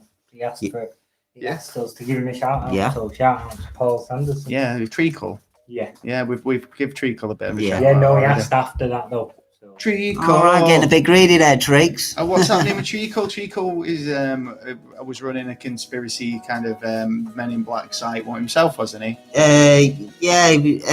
Well, he got arrested for it. And now did he get arrested for it? Yeah, he's probably in the bunker now, isn't he? He's on here. He's on the line. Yeah, he's probably in the bunker doing stuff for the government. I see. He's saying he's a double agent. See. No, I don't think it's double agent. Right. Well, I'm gonna get some of our reviews up. I'm gonna read a couple of them out, and then we're gonna call the podcast tonight, and then we'll carry on chat on here for a bit. So we always get some really nice reviews on iTunes, right. And I know we get other places where people drop us reviews, but they generally get sent over to us on this app. And so I'm going to read a few out of here. So awesome Mank Boys, 5-star. Really enjoy this pod. You feel like you're sat with your mates chatting over all sorts of weirdness. Definitely adding this to my weekly episode. And that one's from the boys at Grief Burrito. They're absolutely really cool, actually. Nice, really good podcast if you want to go and check them out. Yeah, check them out. Awesome 5-star. Relative veterans to the world of podcast, to the podcast stage. And most chilled podcast with an unexplained you could ever hope for. The guys have really truly hit their stride, and each episode gets better and better. Highly recommended. Well, if you like that sort of thing. Here's a short but sweet one. Thoroughly enjoyed. Well done, lads. Brilliant podcast. That one's from Great Britain. That one's C. Fatten. Then we've got check this pod out. Fun podcast with great content and banter between topics. Take a listen. So, GT wants to know where's the after party. The after party's staying over on the stream. So if you want to hang around on the stream, the after party's at your house, GT. You're around in 2 hours. Yeah. So fly around if you want. Don't worry about it. Well, what's it? Get the vodka ready. So we're going to call the podcast tonight because we're running out of time on that. Yes. So a few shout outs and I've definitely got a lot of shout outs. Yeah, got shout outs. Absolutely tons. So give me a moment. I feel so unprepared. Right, so shout outs for this week, which is big on. We've got 50th episode. It's a big shout out. So I've got a big shout out to a few people who were like right at the beginning, who give us support, and then now people who joined us and all sorts.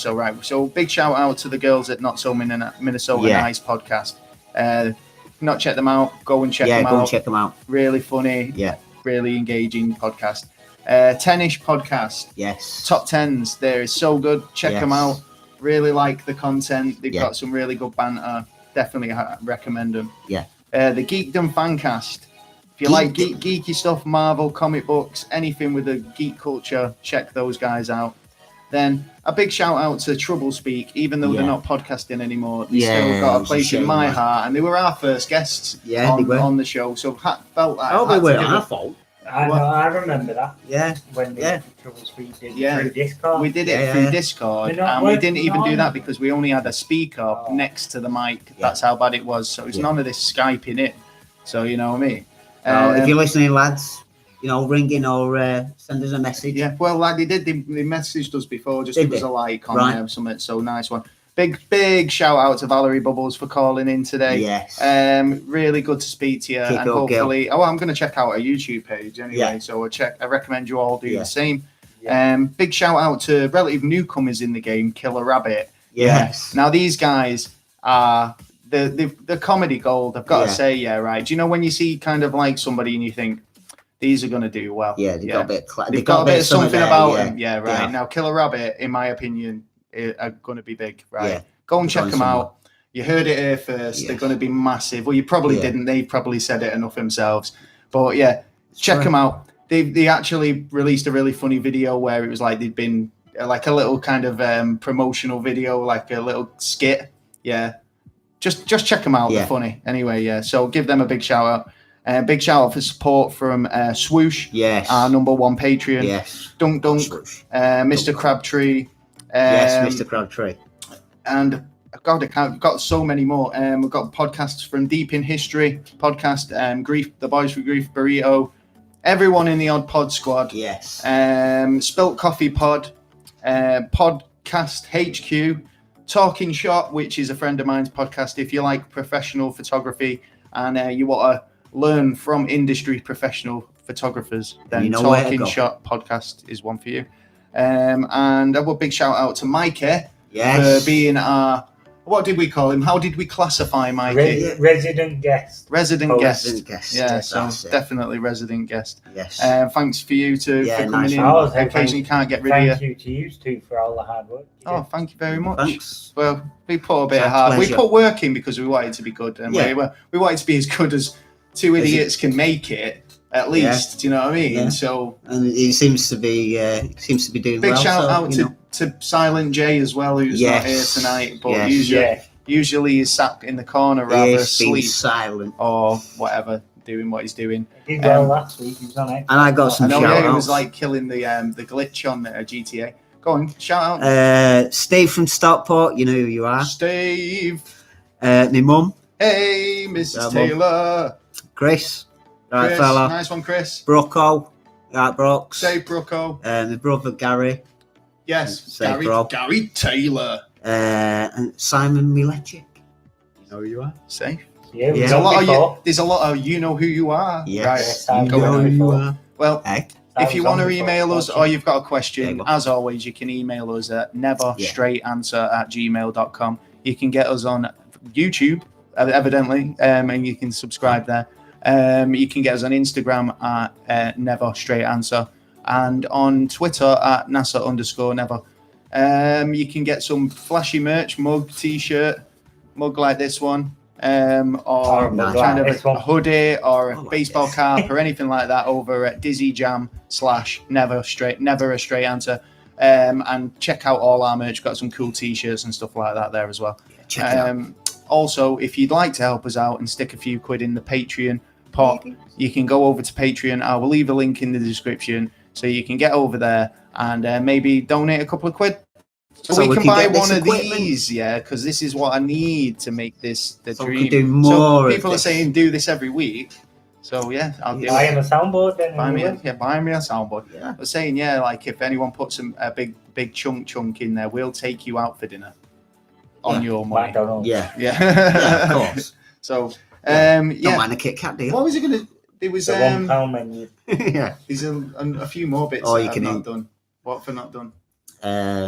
Right, we've done Dizzy Jam. Yeah. Patreon. Page. Yeah. Oh yeah. So you can follow us on all those platforms. Yeah. If you want to subscribe to our podcast, you can go over to iTunes. You can go over to Spotify. Anywhere that you get your podcast fix from, you can go and subscribe to us there. And make sure you do tell a friend and share this. Share the podcast to anyone you want. Tell a friend. Always happy. Knock on a neighbour's door. But and do you know what? That's pretty much it for the show. The after party will be continuing on the stream. We'll stay on the stream for a bit longer. Yeah. But the podcast is over. So as always, I've been Gaz. I've been Shane. And this has been another episode of Never a Straight Answer. Peace out. Hey, so there you go. That was the live. So is this going to be the extra? This is the extra. Really, yeah. So we do normally record another one, which you would call the extra. Yeah. But that's our show pretty much in a nutshell. Yeah. You can sit back, relax. Chill now. Yeah. So this is the after party, guys. Yeah. Where's the champers? Yeah, this is. You didn't order again. Oh, we had to stick to the format then, but we're not on format now. You can ask us. We can be a bit less wooden. We can be more ruthless, I think. So a bit more ruthless. I don't know. We've still got a lot to. Come on, someone ring in or give us a wicked question. So we can have a topic. I wonder how many viewers can we get this to go viral, and then we can just do a proper phone in. Oh yeah. Yeah, we can. Can everybody share this? Because I'd want to get it up to like 100 at least. Share it again. Share it everywhere. Share it, man. Yeah. Tell the world. Yeah. Call the Prime Minister. Tell Boris. Yeah. Tell Boris to pass it on. Do you want to listen to two UK citizens telling it how it is? Then come on. Yeah. A little bit ruthless, man. Yeah, come on, I wonder. What? I'll go live. I would have thought, I'm going to just tweet this out 1 second. You're going to tweet it out? Yeah. Right. So the lucky viewers watching us tweet, and what did you just do? I've just shared it on all my different social medias. Um, And all the people on my Facebook are going to hate me because they've all got direct inboxes with the link to it. Well, welcome if you've just joined us. And yeah, this is it. GT. Well, I've just shared it again on Instagram, but the after party, so you know people might come back on. Yeah, GT. I'm coming round next week for a brew. So Rick Murray. Oh, it's Rick.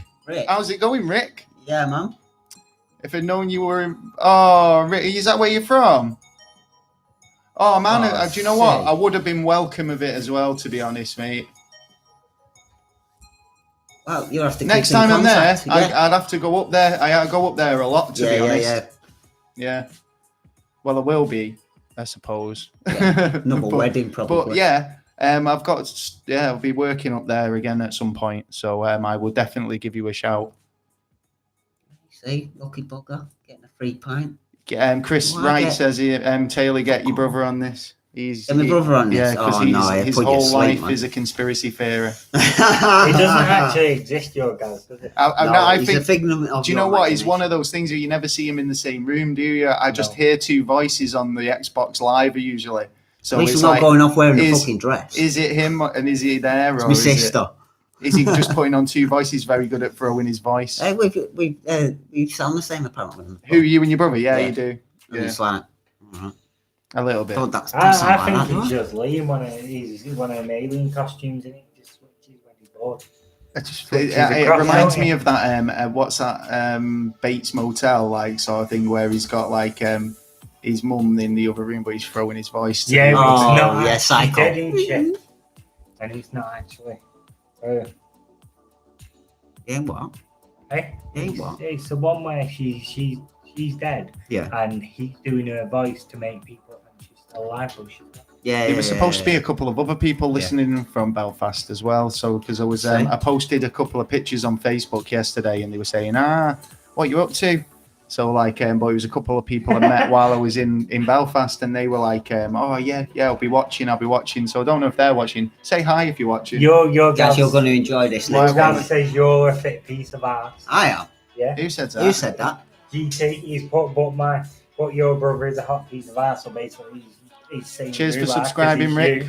Hey, nice cheers, one. Man. And Chris says Taylor's other alter ego. Oh yeah, Taylor's other alter ego. Yeah. Yeah, I can believe that. Oh, this song again, man. It winds me up. Let's get past this. And your mum, your mum, I think. I don't know. What? He just said your mum? That's what are you saying? Mum what? What? Mum what? You've confused me now. Someone said to put it on all their social Facebook network pages. Sweet, lovely, bubbly, loving it. Keep it up. And can the rest of you do it? What did you think of the show, guys? Yeah. A bit of feedback. Yeah. This is time to ask the questions that need to be asked or want to be asked, I suppose. All right, then. I'll ask a question. Oh, God, I'm intrigued now. Come on, Taylor. This is best be good. What do you think? What do you think the future in technology is going to be like? Well, if there's my friend's Grief Burrito just done a whole episode on sex robots. I can see that. Yeah, so that's definitely coming down. Well, the pipeline. actually, stop there. Oh, that's definitely coming down the pipeline. No. Hang on. No. Hang on. I think. There we go. There we go. Yeah, I had the volume turned around. It was gonna go. I think technology at one point, get but you know to what I mean? where you've got. Like with your phones and But they've already got them. Yeah, no. Called dildos. I'm thinking technology is going to get to the point with your mobiles where you just got like contact lenses and you do everything on your phone and voice. Oh yeah, I like that, but I don't like putting stuff in my eye. You see, so it'd have to be like dirty bastard. Glasses. Well, they've actually banned those because basically loads of kids, the kids are cheating in exams by wearing Google glasses or having smartwatches. You just take them off when you walk in. Of course, yeah. My friend's little one got run over. It's not like back in the day though, where you just have a calculator. Straight into the road. But this is where like society and equipment don't work right because one's taking the other one's eye off the ball. And it seems a lot more gizmos are taking more people's eye off the ball. But the people like dildos, gadgets like dildos are taking people's eye off the ball. Yeah. I can see where you're coming from because they're making not people's life easier. That's like, no, because people are lazy. I can see where you're coming from. So they'd sit there going, well, I could go out and pull, but I could just may as well have a wank. Someone else is grassing you up now for eating noodles. Noodles, 100% I noodles. admit I eat noodles. I like them. Oh yeah, because Gavin had put, is it true Taylor eats nuts? And he does. He eats bags and bags and bags of nuts. I have a bag of nuts. He eats a bag of nuts. But yes, I do fancy going for a KFC dinner tomorrow. Pick me up at any point. Do I look like I need a dinner? Do me and Taylor get an invite on that? What? Gaz is looking like he could do with a Kentucky. Kentucky Fried Pigeon. Yeah, pick me up for that Kentucky, bro. That'd be good. Delivered. Nice one. Yeah, so where were we? Technology. I think there's going to be lots. I think where we were, like, again, going back for the day, like when we were kids, and it was like Pong was the pinnacle of gaming. Yeah. And now we're getting to the point where we went on the VR the other week. Yeah. And I mean, it's really still crude. It's still pretty crude, but it's absolutely, it's stormed ahead, the technology. And when you watch stuff like The Lion King, people are going on about The Lion King being a live action movie or a live action remake and don't realize that CGI is a form of animation, right? And all those animals are CGI, right? So they're all animated, right? They're not real lions and tigers and bears. You had people in suits, though. Well, but that's still not a real fucking animal, is it? Yeah, right? So, I mean... It's a guy who's getting 50 quid for... Look at the technology we had 20 years ago. So it's fair to say that in 20 years' time, we'll be looking at what we've got now going, how primitive. Do you know what I mean? Yeah. So, Yeah. Technology. Do you reckon it'd be good? But no, because we've done episodes on integrated technology and like how we can take this too far. I think gadgets and tools are a good thing, and no matter what, we'll always invent things. Yeah, but no, they can be evil. We've talked about this as well with war and stuff like that. Yeah. But what I'm getting at is, like technology as a whole, right? As long as we keep it at arm's length, we can build the most amazing things. But as soon as we start integrating it into ourselves, that's when the problems start in social aspects. Yeah. In basically, like, we all start out buying the same microchip because it's the first one available. 6 months down the line, a new one comes out, a supermodel. Yeah, then am I a better class of person because I've got the better chip and the better upgrade? And before too long, we've got a class system built on what sort of several you've got built in potentially. So. Yeah, so there you go. Technology is we push it too far. It's a hit and miss thing, to be honest. I love technology in it, and I love the media side of technology and how easy it is and convenient things make my life. Yeah, right. I'm not gonna lie, but when I think about I make Skynet, you go, look at this, right? All right, then here's an example. Hey Alexa, what have you learned today? Today, I've been learning about curry. Try asking me, what is the hottest curry? Alexa, what is the hottest curry? The hottest curry in the world is called the fowl. This is a British Indian dish, which has left diners hallucinating and sometimes needing medical attention due to the heat of the chilies. Pussies! Right, so basically they can't eat. Yeah, so but that's what I'm saying. It's like artificial intelligence. All they have to say is one word, and my life is easier. I like gadgets, right. But it makes humanity lazy. It goes. You've got those sort of elements that if you do take it too far, you can kind of cause your undoing. They're already talking about the dangers of AI. Yeah. So Like you ask my nephew a question, and the first thing he'll do is rather than think about it when he knows the answer, because it's something I've taught him. He'll go, hang on, let me ask Siri. That's put your phone away. Stop being on your phone all the time. He moans if the internet goes off for 5 minutes. Of course, here's a question for you then. Right. Let's say, I was watching something about YouTube. Right. Is YouTube using you, or are you using it? Well, yeah, of course, yeah, it's using me because it can push. It's a marketing tool, isn't it? It can push whatever. It's like if you come to YouTube and say, I've got £5 million, yeah, I want you to push this video on as many people as possible, then YouTube will oblige. They'll make sure it's in everybody's recommends, all the rest of it. Right, that's what you pay for, right? So only if it's in their recommends. Because a lot of things are being taken out of his I find stuff in my recommends that I wouldn't watch. But then a lot of the time it's like, our kid came down before and he was like, oh, magnet fishing videos. So we watched a few. Now I've got loads in my feed. But I'm not complaining. I watch a magnet fishing video every now and again. That's captured your time now. Yeah, of course. Yeah. That's captured your time, so you don't have to go look at something. Do you think that's taken something away from, like, replaced a video that I might have actually got enjoyment out of with a magnet fishing or learn video. something out of it? Yeah. I would go magnet fishing with your kid then. I'm into magnet fishing. You want you got a magnet? I want. Yeah. All right then. I want to answer your Gaz's question anyway.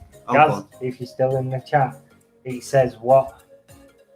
What? Alexa? Yeah, he's asked Alexa. Oh, right, Alexa. Yeah, she learned about fucking Black Mirror curry. episode 1. And what was it? The name of some fucking curry that... The fowl. Hey, do you reckon, because Taylor's mum says that he used noodles since she left, do you reckon we can get noodle company to sponsor you? So I think we could get a sponsorship from Pot There's Noodle. only certain noodles. Is it actually like packet noodle, like Bachelor's super noodles or super noodle? Yeah, super noodles. Yeah, but don't eat them all the time. Last time I had them was, I admit, the I've got other day. a couple of packets. But before that was about 2 weeks.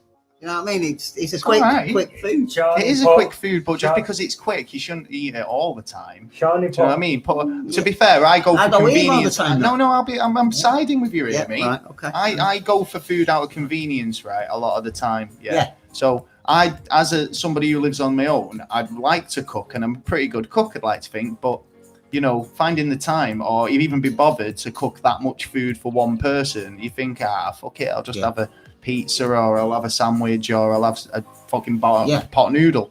Yeah. I do that shit. But I've got stuff to do. Proper meals as well. Probably why I like shit on this podcast. I want to just read this that Shawnee put.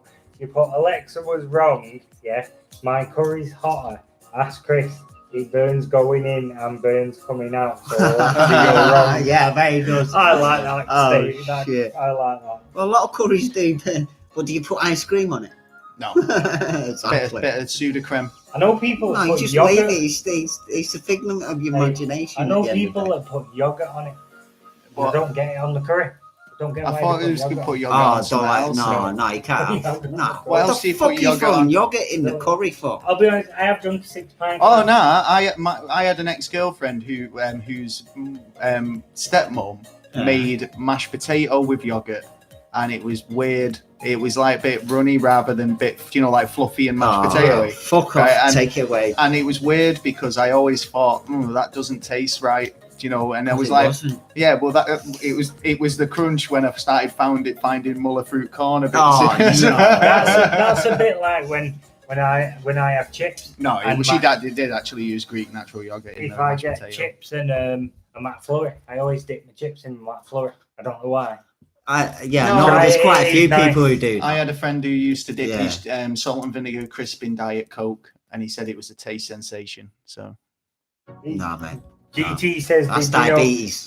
GT says, did you know Uranus has taste buds? Fact. Oh yeah, I can see that actually. Go on, but literally, but. Yeah, and Chris says, Chris makes. It's a figment of your imagination that it's actually.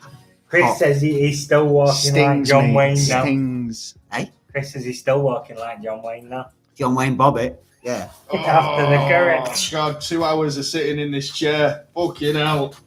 I'm having fun doing a live, I'm enjoying it, mate. Even though I'm not on screen, it's gone a lot better than I thought it'd go, to be honest. I was happy that I said to Taylor before the stream, I said, well, if we get a couple, because I'm interested to know if we get some people viewing live, and thanks for watching. And if you've stuck it out the entire episode or sitting, then thank you. What was I going to say? I forgot. What was we talking about? Technology. No, we were talking. Oh, actually, YouTube. Food. That we went that way. I can't even remember, to be honest. Yeah, food. How much is shit now? I did the the hottest chili sauce, the hottest sauce. I've done that. James McHale, big shout out to James. Hey, he's watching. James. Nice one, bro. Get that retweeted. Retweet us, boys. Everybody retweet us and get us Trent getting live or something. I'm sorry, I'm entertain the people, Taylor. I'm just doing a bit of admin over here. Just give me a minute. No props. Can't do fucking everything. Do you know what I mean? Right. What did you think about this tower cut that went on yesterday? Apparently there was an earthquake. I don't know there was a power cut yesterday. Where was the power cut? Because it was an earthquake. Was it? I know half of London was out. In Cornwall. Yes. Cornwall. I know half of London was out because when I was on the phone to a mate. Yeah, it's two. And then he phoned me back an hour later and he said my power went out. 2 generators went down apparently. Oh, apparently. No way. Two power. Oh, fair enough. But did you hear about that? About the sun? They found more spots. No. Yeah, I was reading something about there's 3 spots that scientists are getting worried about, and there was also a mass ejection the other day, and they found one that was massive. Johnny said the other week, last week, I think it was. You've been brilliant tonight. Cheers, guys. Better than TV. Cheers. Hey, me taking a shit is better than TV these days. I don't even watch TV. I generally watch a bit of YouTube. I want to be cheeky and ask you, is at some point can you make an episode about Pontefract? About what? Pontefract. 30 East Drive in Pontefract. Because I missed the Enfield one because I was in hospital one. Oh, the Enfield one. Right, so I want, if possible, at some point do an episode about 30 East Drive, Pontefract. Okay. Oh, right, the world's most we can have a look at that. Apparently. Okay. The most haunted house, is it, or something? Yeah. The world's most classed as the world's most violent. That keeps changing. Well, we could definitely have a look at that because I said I wanted to do another poltergeist episode for a while, to be honest. Yeah, so but I know quite a lot about you've got to go for so I can. Yeah, I'm going. Yeah. Sorry, your Gaz's retracted a message. Oh, right. Put some on, and then I don't think it was appropriate, so we took it off. Just said, message retracted. Oh, okay, right. We got bots, man. Bots retract them messages, so you can't give us any abuse. Yeah. So yeah. Yeah, we got to watch it, man. Oh yeah, I'm sorry. I'm just trying to tweet this link out again, but it's difficult when you're. If any of you don't know, Taylor's mum is the best person in the world. What are you after, you? Nothing. She gave me advice. Fucky summer. No, do you remember last year? She gave me advice on something when I was ill. He's already made what she said was correct on something. Oh shit! Your mum was right. That's fair. What the hell? Yeah. So she's the best woman in the world. There you go, mum. I like her. I'm doing it. Don't give me kick me ass, like, but. Yeah, well, I kick his ass. I enjoy that. Yeah, he's cheeky fucker, a cheeky twat. Yes, cheeky. And I admire the work you do as well. Yes. Right, I'm trying to share this. So, I figured it out now. Your guy says he pressed it by accident. Well, stop being a dullweed and do what you're meant to do. Well, don't sound like heavy on GTA. Who? Bro. Oh, Jay said he was watching as well tonight, but I don't know Jay. If you fancy, if you are, hiya, Jay. Yeah, man, Silent Jay. Wow. Sorry, right, I'm nearly finished now. Oh. Yeah, I'm just trying to post something on their Discord now, just to say, Right, I'm just trying to think of a question. Ask me anything. Ask you anything? Well, absolutely anything. Yeah. All right, I'll ask you. All right then, where does most of the oxygen come from? From I don't know, trees. Yeah. Produce CO2. I think it's about 3% of trees. Is it? Yeah. I didn't know that. It's like plankton. Seaweed. That's what plankton is. Seaweed. No, well, it's a plant, isn't it? Yeah. Oh, we've got trees then. We've got what's it? But it's the plankton. No, I get what you're saying. Gaz says he's on GTA already. He loves a bit of GTA. Top lad. I mean, to be fair, I think I liked Red Dead Redemption, but when they moved over to, when the online experience didn't pan out as well as they expected, they fucked it up a bit. But that's not to say that GTA didn't have problems at the start, and hopefully in a year they might have it all bang on and we all migrate back over. GTA kind of I'll be ready for GTA 6 by that point, though, to be fair. But yeah, guys, get around mine and get Mr. Cash. Oh yeah, well we wanted Mr. Collins to ring up because he said he would, but he'd be totally drunk. Yeah, so I said, no, that's fine. Totally ring up drunk. Fast. Yeah. Yeah, we passed out on the floor now with his ass in here. Yeah. Well, have a good night, Mr. Swoosh. Yeah, I'll give a big shout out as well to Agent Coulson, because we've got to give a shout out to Mr. Coulson, Mr. Family Man Coulson, for a while, because he's obviously he's got a couple of babies now. He has, man. The Coulson kids. Yeah. So obviously Marvel Agents of Shield's coming to an end, so Mr. Coulson's got to kind of he's settling down. Yeah, he's a bit of a bad man at the minute, isn't he? He's got to get a new job. Oh, you can't tell the people that. That's spoilers. You're supposed to say spoiler alert before you say stuff like that. Spoiler alert. Thanks. I'm only on season 1 and he's just ruined it. I don't need to watch it. Yeah, but do you know am I telling you the truth? Well, just from the clips I've seen, I'd say but I'm kind of thinking he's pretending to be a bad person. Hey, I haven't seen this one, to be honest. I seen one, the first one, and that was it. This is how bad I am for it. I'm 6 episodes into season 1. Yeah. Oh. I've just got that over many Japanese anime stuff. Marvel Agents of Shield? Yeah. Well, that's the crap. I think the first 2 series are well bad, right? The first. I lost interest. Now we're in this season has been epic. It kind of more ties into what Marvel are doing with the cosmic stuff than anything. Yeah, but you need to build that up. You can't just go boom cosmic. It's been really entertaining, and I mean, it's not available yet in the UK, or it might be. Is it on E4? Shawnee would like to know how much the soundboard is. I don't know. Let me double check, because I can get it like £15,000. No, it's not. I think it's about 500 don't let leak quid. On you for more money. It's about 500 quid, but 500-600. Because I work at a place where we sell them. Could get it with a discount. Could potentially. I don't know. Potentially. So probably about 4.5, maybe. That's probably how much I could pay for one. That's 100, not grand. Yeah. No, if you want a bit. Don't give Lee any more money. Why? Don't give me money anyway. I don't help the podcast, but I don't get no spends.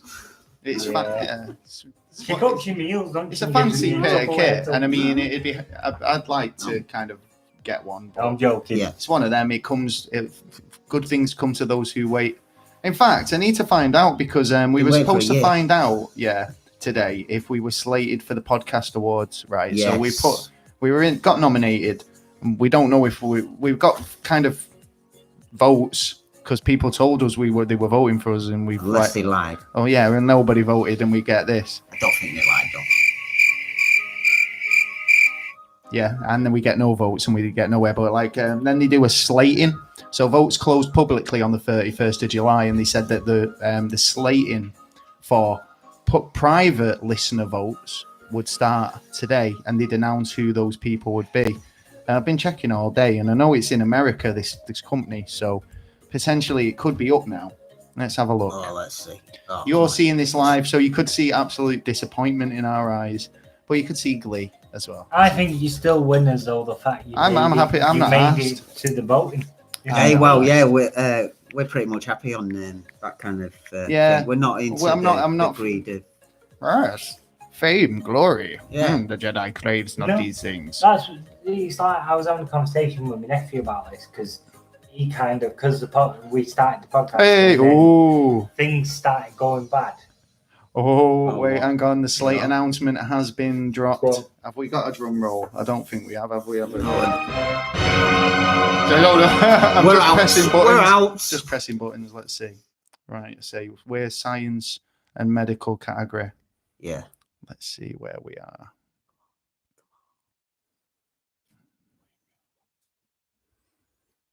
Yeah, you're not in for the money. Yeah. But we're not in for. Arcade was like, the podcast's not any good because we're not getting anywhere. We're not getting recognised. I went, mate, it's not about that. It's about having fun. Same with YouTube. Well, yeah. I do. I don't get many viewers, but I enjoy doing it. Yeah. Well, I've been collecting a lot of this info for like the last 30, 40 years. So it's a case of letting it out. Enjoy coming on and helping you do certain episodes. Yeah, it's been good having you on here doing I've learned a lot stuff that I didn't actually know about. Well, we've not got through to slating, but never mind. But like I say, it was good to. Well, it's good to. I was like scanning up the list, and I was like, "Oh no, definitely not there." But yeah, well in. They made a anyway, mistake. well in for getting there, halfway there. Thanks for everyone who voted. Yeah. Cheers. Cheers. You saw that live, yeah. I was actually trying to find it there, but like, well done to. Let's see if anybody else who we know has actually been up for it. Yeah. Okay, so comedy, right? So we'll start with the top because. Oh wait, I didn't even look at People's Choice. It was in People's Choice. Yeah. We voted for that. Yeah, we ain't got none of the others. We're at the top. No, right. So okay. So let's have a look for comedy podcast. Is this year's? Yeah, it is. Yeah. So, brilliant. 2 girls on a bench are up again. Oh, brilliant. Yeah, excellent. Good girl. Yeah, excellent for that. That's good. I was hoping that what's it was going to get in. What was Talking Codswallop? They were up. They didn't get through. Let's have a look. Next time, peeps. Next time. Yeah. Dun. Oh yeah, Friday the 13th in the LGBTQ category. They've got through as well. Good on you. And history. Yeah, I need to see if the history guys. Let's see. Where's history? History. What would history come under? Past. Funny man. Yeah, regular comedian.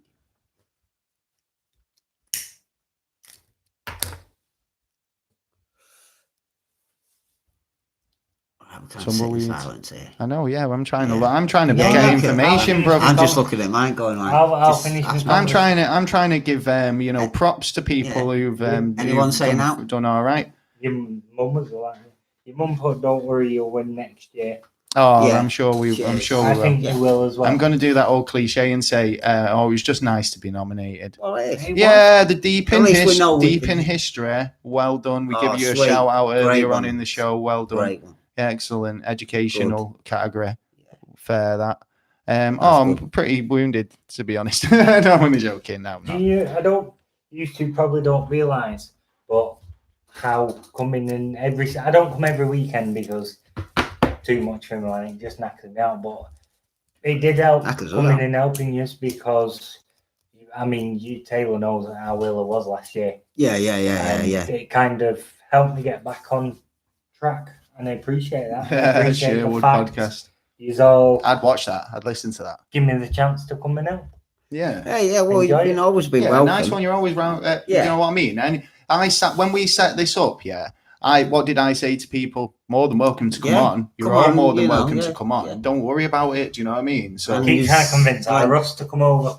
You and Jay are the ones who've always been basically. If there's no one here, usually it's literally just rather me and Taylor or nobody or Jay and Micah, and literally every week. And I think that if I always said it's just that people.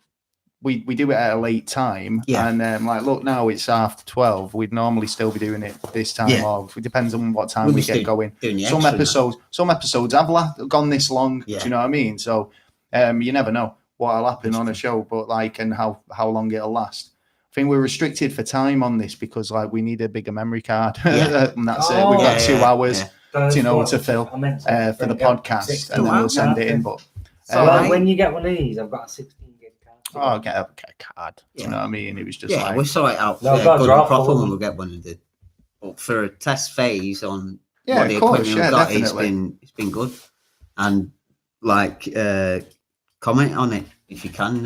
Tell us what you think. How the equipment sounds. How we're sounding. Yeah, I think it's. I think last week we had a few bugs in it. We weren't getting the levels quite right. It sounded a bit quieter than usual. Yeah, but then. this week have sorted all that out. I think the table setups worked as well. Yeah, I think around the table definitely works. Definitely worked out. Without doubt. Yeah, and I think we're doing it in the middle of a room where these other people, where they're trying to play the Xbox or whatever, and it's like we're just slap bam in the middle doing a podcast. So it's funny. Yeah. So good though. Thanks for anyone who's just joined us. And you're at the after show. Yeah, the after party. We recorded the podcast. That's finished, and we're just basically chatting shit. I think if you get one of these boards, though, I think what you should do is like once a month do a live. It's like we'll have to see how things work out. What do you mean? It's entertaining. Don't draw attention to things. Well, when Valerie just now realised that you guys have been smoking the whole time. Me smoking? I don't believe I have. Nice one, G. Yeah. I'm going to hold you to that Kentucky chicken tomorrow, bro. Don't let me down. I'll be expecting you. I'd like to say that I don't smoke. You don't smoke? Yes, no. You don't. You don't. Good luck. Good boy. Got pills instead. Yeah, I'm not allowed to in the hairs. You won't let me. Yeah, but this is all right around chicken, isn't it? Yeah.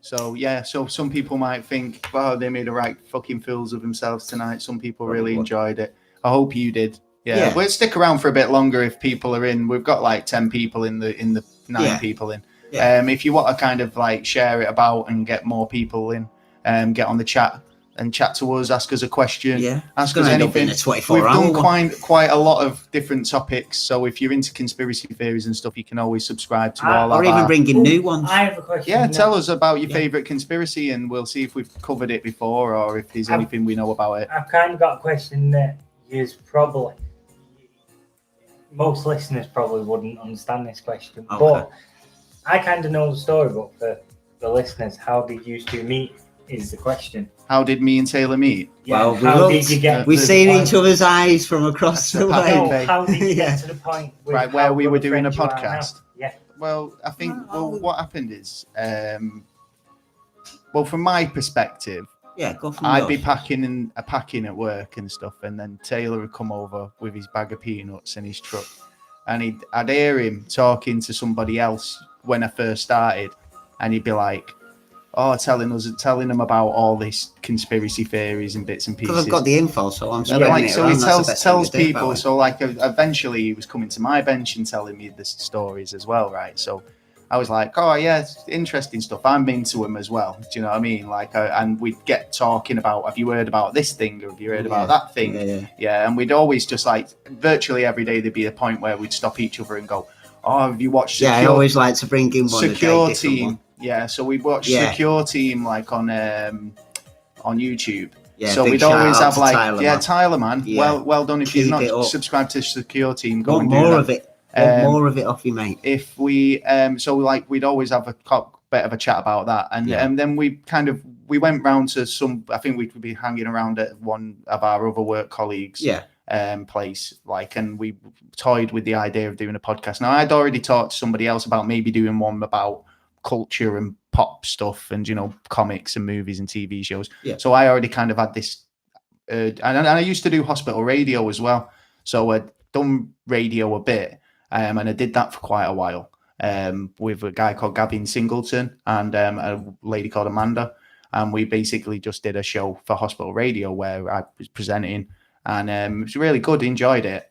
And then I had to leave because I moved way out of the area. And I tried commuting a while, but I was just like, it weren't working. So I gave up on the hospital radio thing because it was at Trafford General. And it was the birthplace of the NHS, Radio Wishing Well. Radio that wishes you well. Wishing Well. Yeah. So did that. And so I kind of wanted to get back into it. And then obviously podcasting was a kind of a home way of doing radio when you could talk about whatever you want. Now, the interesting thing was when I actually moved to the other side of Manchester, I had an interview at Manchester Radio, right? It was like an independent radio station. And I said, I want to do a show because they've seen an advert and I've already done the hospital radio. And they said, yeah, you can do one, but we want you to do a talk show. And I went, I don't want to do a talk show. was like younger and I wanted to play music. Yeah. And it was like, no, we want you to do a talk show. So go away and come up with a talk show. And I was like, oh no, I don't really know what to say. So I didn't pursue it. Right. But then, like I say, podcasting became popular. And then me and Taylor were talking about it. And we kind of came about the fact that we'd do a podcast. Yeah, because I remember. So why not give it a try? I remember coming here a few times with you, and you was talking about it for a while. Yeah, I think I felt like it was going to be shit at first because we didn't have the right. Because I was into sound engineering a bit when I was younger and music quite a lot. So and kind of recording. So it was like, well, we've definitely not got the right equipment. This could just sound really bad. And then, you know, like, how are we going to be and all the rest of it? Like, you don't know. So you just get out, you try it. Unless you try.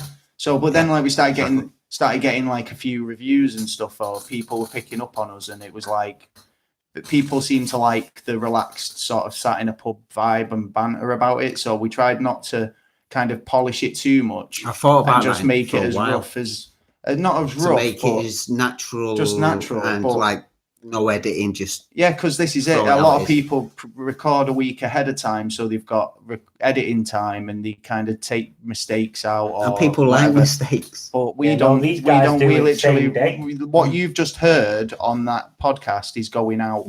Tomorrow morning as an episode. We don't take any bits out. We don't edit nothing. So.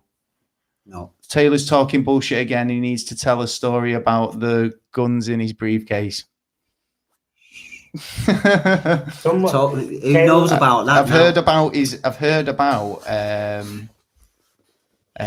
Oh wait. Johnny says Elvis is not dead. He's in Hawaii. Right. Okay. He's got to be dead now. No, he's definitely dead now. He's definitely dead now. Tupac in Somalia. Yes. Right? With Biggie Smalls sitting on the beach with a big reefer. Right.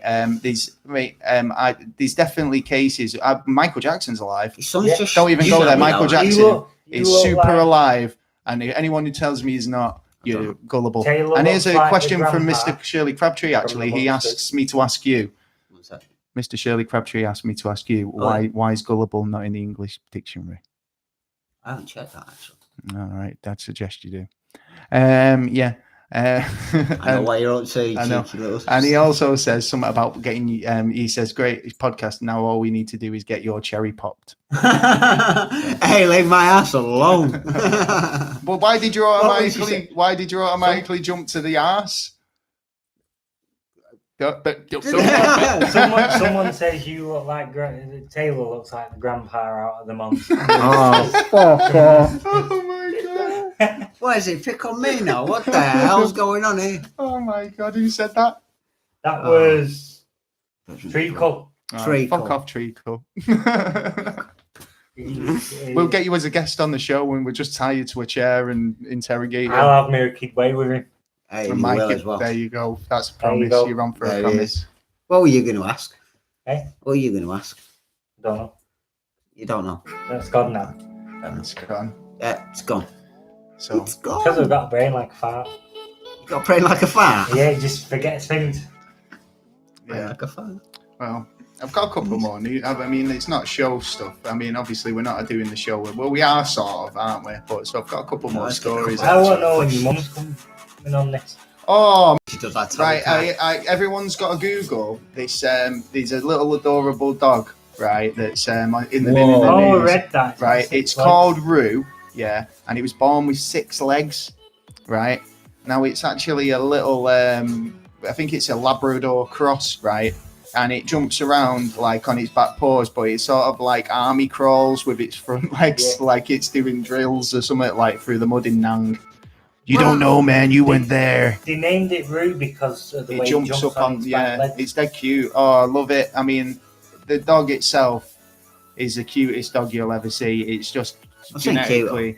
Well, of course, yeah. I mean, well, it's got. Have you seen a cuter dog with 6 legs? Oh yeah. No, there I've seen a cuter dog. I won't. No, but I've seen the cuter dog. Chewy. Dog. I want him back, Johnny. You got to bring him back. He's got 4 legs, so that's the only problem. No, Johnny, you got to bring him back. I could. Hey, make some new legs. Yeah, Alexa. What you even asked? What you doing? Stretching my legs. Sorry, I'm not sure. She doesn't know. She doesn't know. She's a fucking imbecile. Don't know shit, man. I know. Don't know shit. Let's go then. How do you think we feel, man? I've been sat here for nearly 3 hours. That's nearly half a shift. I can't stand up. I don't mind, but you know, at some point I am going to need to go to the toilet. So, got another story here about spooky holiday tours. Yeah, if you wanted to go on a spooky holiday, there's a new tour that's taking over the States. So if you're into ghost hunting or conspiracy theories or UFO sightings, there's a company that's going to let you go out on a tour and take you to all the hot spots. So ghost hunters can go searching for paranormal activity on a brand new holiday designed to ghouls and UFO enthusiasts. Airbnb launches its brand new paranormal tours of the US Southwest. Takes in ghost towns, alien sites, UFO spotting hubs, and haunted hotels. That sounds pretty good, actually. Yeah, I'd go on that. I'd go on the UFO one, would you? Well, no, it's all the same thing. It's all rolled into one, man. Yeah, Airbnb as well. I expect that's pretty cheap. So I think you probably get your flights out, and then you go on a paranormal holiday. As long as you go, Shawnee says every time you ask Alexa something, hers answers. Yeah. What? Oh, Shawnee says every time you ask Alexa something, hers answers you. Oh, does it? Yeah.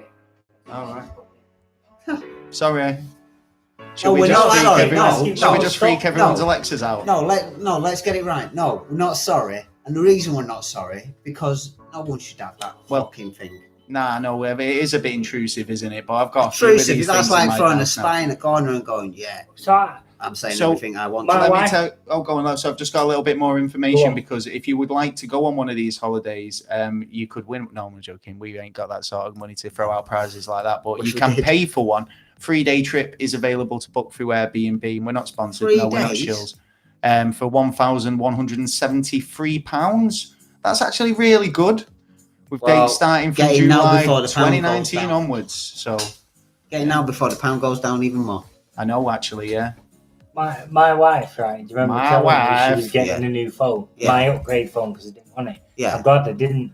Wow. It's a Google Pixel A 3A. And guess what? Every 10 minutes when I'm on Xbox, we use, and her phone's on the table. Sorry, I didn't quite catch that. Yeah, my iPhone used to do it to me all the time, right? I mean, my Samsung's not as bad, right? But I'm so glad I moved off Apple. Yeah, because Android. I mean, if you get a good Android like a Samsung, like a Note or something like that, then you can't go wrong, and it's got everything you need, right? Even some of these Google, is that what you're talking about? Is that what she's got? Now, I don't know. I mean, I don't know what I've never had experience with it, but it's like that iPhone every 5 minutes, and I'd be watching a YouTube channel, and generally when it was something on conspiracies, my phone would start lighting up, and I'd be like, well, you've obviously picked up on something that the TV said, because I'm not saying anything, I'm sat here silent.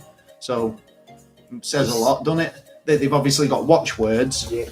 Valerie, of course, they've always had watchwords. Valerie asked for a friend, what's your favourite thing about podcasting? Favourite thing? You're asking for a friend, well, it's sometimes sending out the information. I think is that what your finding the is? information and actually broadcasting it and making sure more people know about it, and hopefully they can spread the word and get our justice back, I suppose, get our freedom back of we control the politicians, not the politicians control us, not the industries control the us. Alternative media side, because it's like, I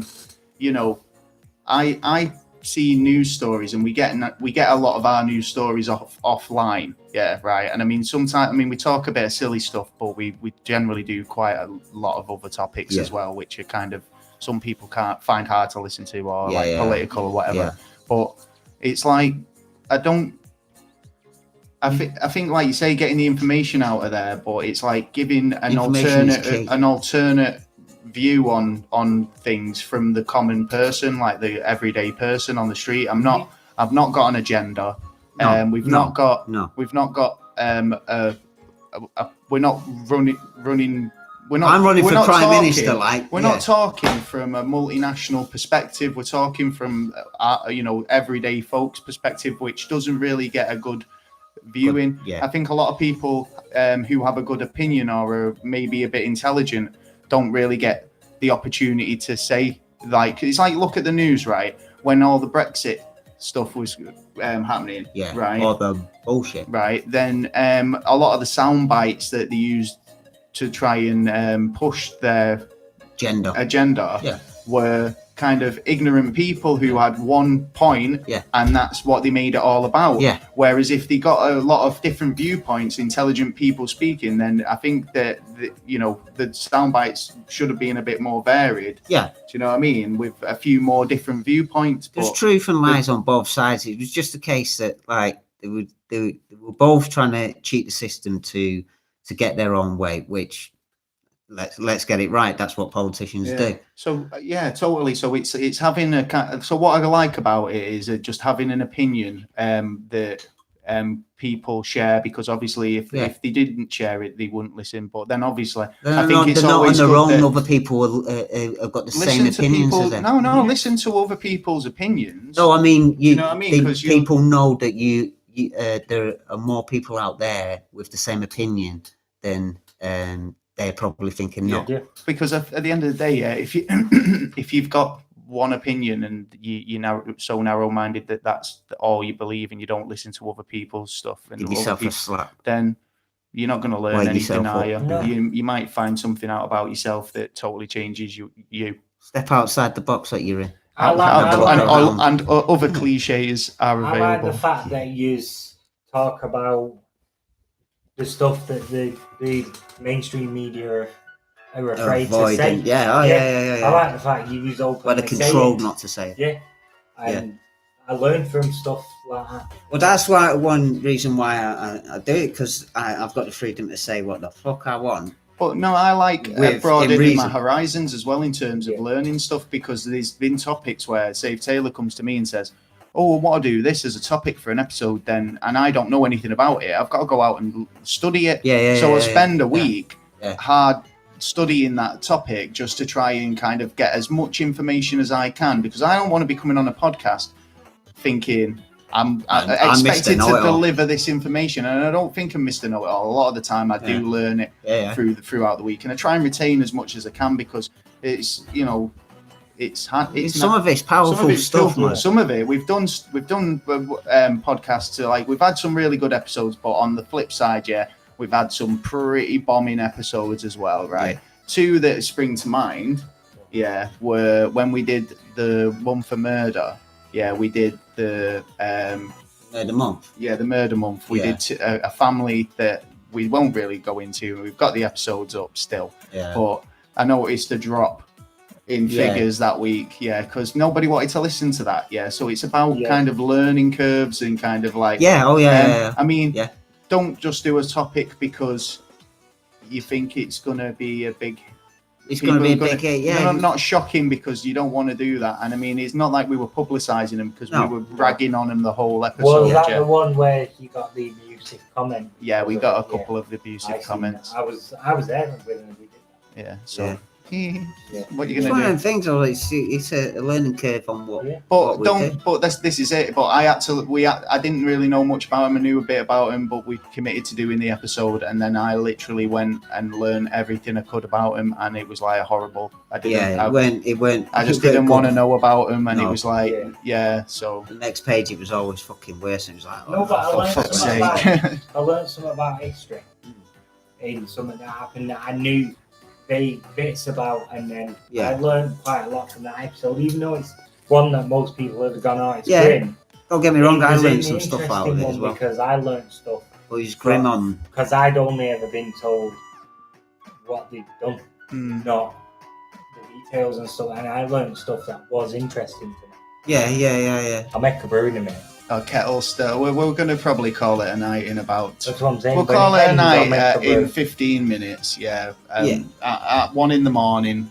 Can't say fairer than that, can we? We'll have to try and do another one of these, though, because I think it's gone really well. So, I do. We need more subscribers, so we get more listeners and more thingies. So, but if you want to share us about, that'd be awesome. Yeah. And thanks for everyone who's listened for like nearly 3 hours tonight. I mean, I don't know that people could be dipping in and out No, for all I know. Much. We've had like 8 or 9 people all the way through. So. Well, appreciate that. Really appreciate everyone who's listening. All your comments and feedback are welcome. So, and cheers for everyone who's called in as well tonight. It's been amazing. Yes. Really pleased. Really pleased. I was like thinking, this could go really one or two ways. Yeah. You know what I mean? And I had a lot of people messaging me on Twitter as well saying sorry they couldn't phone in, but they were busy and stuff. I was going to get a tumbleweed, but that one was built in, so I was like, I'll leave that one. Yeah. I think we've utilised the soundboard pretty well tonight. Yeah. There's a button you've not pressed on. There is a button. Which button? What for? I just wanted to do that, sorry. That's my sexy time music. Ow. I had to do that. I've been dying to do that all night. This summer, Shaft is back. Why? In an all-new shafting adventure. This goes on for quite a while now, Mikey. You do realise? Thank you very much. Yeah. That's why you should never pressing ever buttons. Stand near the red button. Don't ever. You should never stand near that. Did you see how frivolous he was with that button? Then he just went straight in for it. No concern for the levels or our hearing. Man. It was like, fuck me, mate. I had to die for that fader, like Darth. Yeah, I'll be the one that fires the nuke to me because there's just any button I have to press them. Yeah, we got a thumbs up for that. Whatever I did there, thank you very much. So yeah, well, do you want us to go through the buttons? No, that's just taking it too far, is it? We've done a couple of them. To press somewhere. Don't be pressing buttons. I told him when he got here, I said, "Don't be touching nothing." Yeah. No. I didn't. I waited till the end. You can press. That's why I got you this one. Press that button. That's Mikey's button. Mikey gets to press that. What was he saying, Mikey? Hey? What was he saying? Telling you to fuck off. Oh, right. Well, stop touching him up. Yeah, well, as well, if you're interested in how we set this up tonight and you fancy doing your own live stream, I'd be glad to kind of tell you how we did that and kind of guide you through because there's simple ways and your mind automatically goes to shit, I need this, and whatever, right? But the most easiest solutions are generally the best solutions or the most simple. Yeah, so I came up with a good way of doing the stream, and I think the stream's held up quite well. It's been really clear, camera, lighting, everything. So yeah, buzzing. So if you wanted to kind of know how we've done it, then DM me and I'll go through it. It'll be sweet. Oh yeah. I got some. We did have some more reviews actually, so I could do those. Yeah. And then we've got 10 minutes, so you know what I mean. Anything else you want to talk about, T?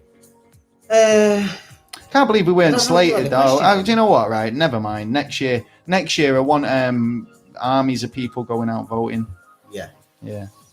People are having trouble apparently this year.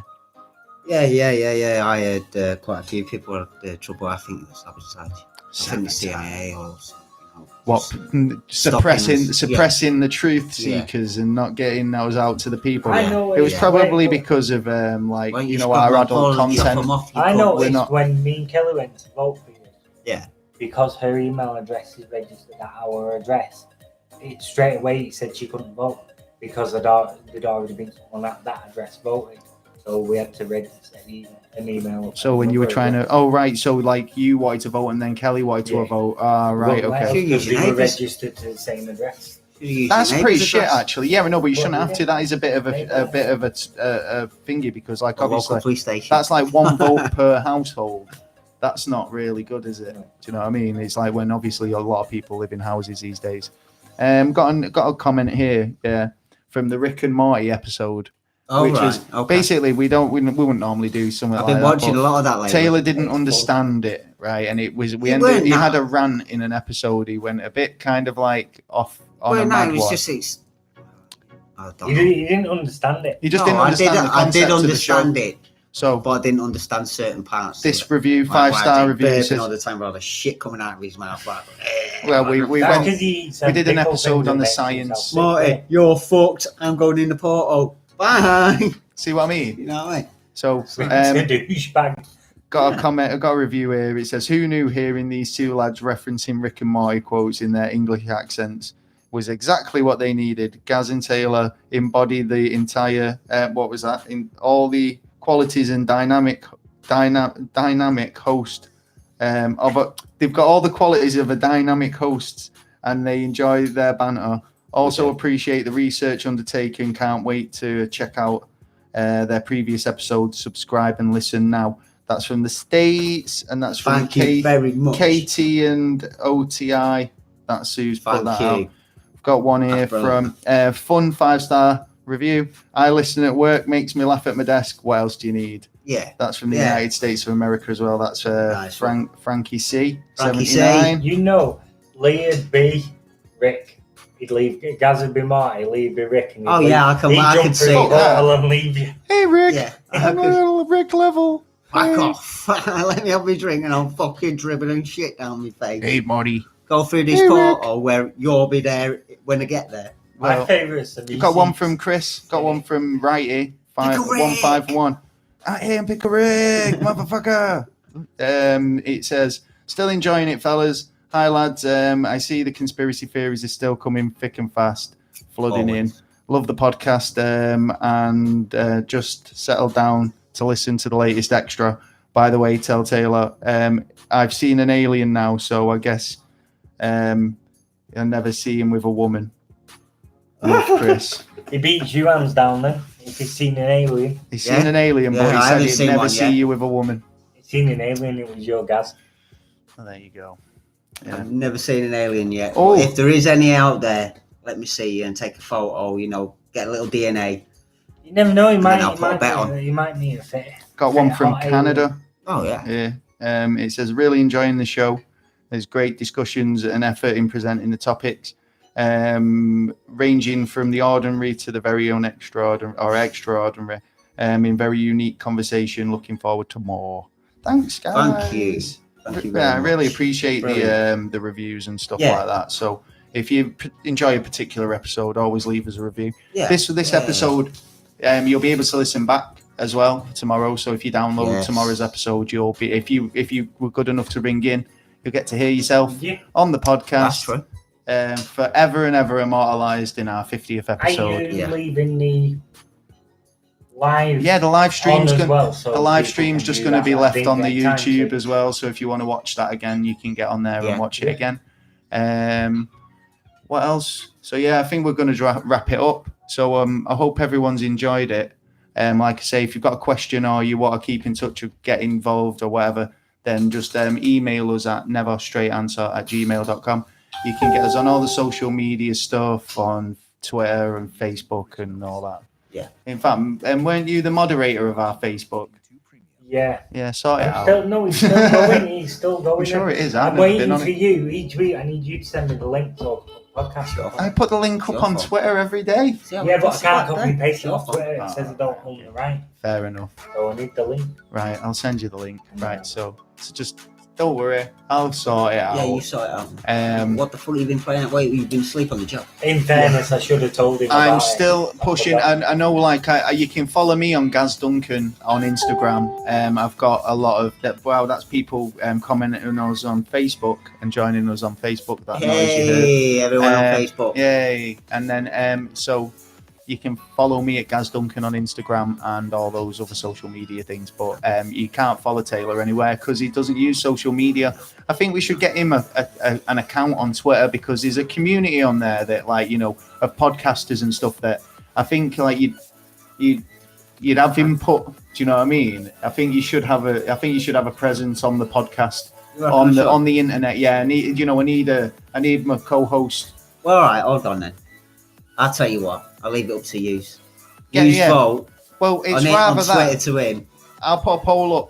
Put a poll up on Twitter saying should Taylor join Twitter, and if he does, then we'll do a poll. Yeah, and if it says no, then you don't have to. If it says overwhelmingly, you get in a Twitter account and you've got to actively participate in the running of the podcast on the online.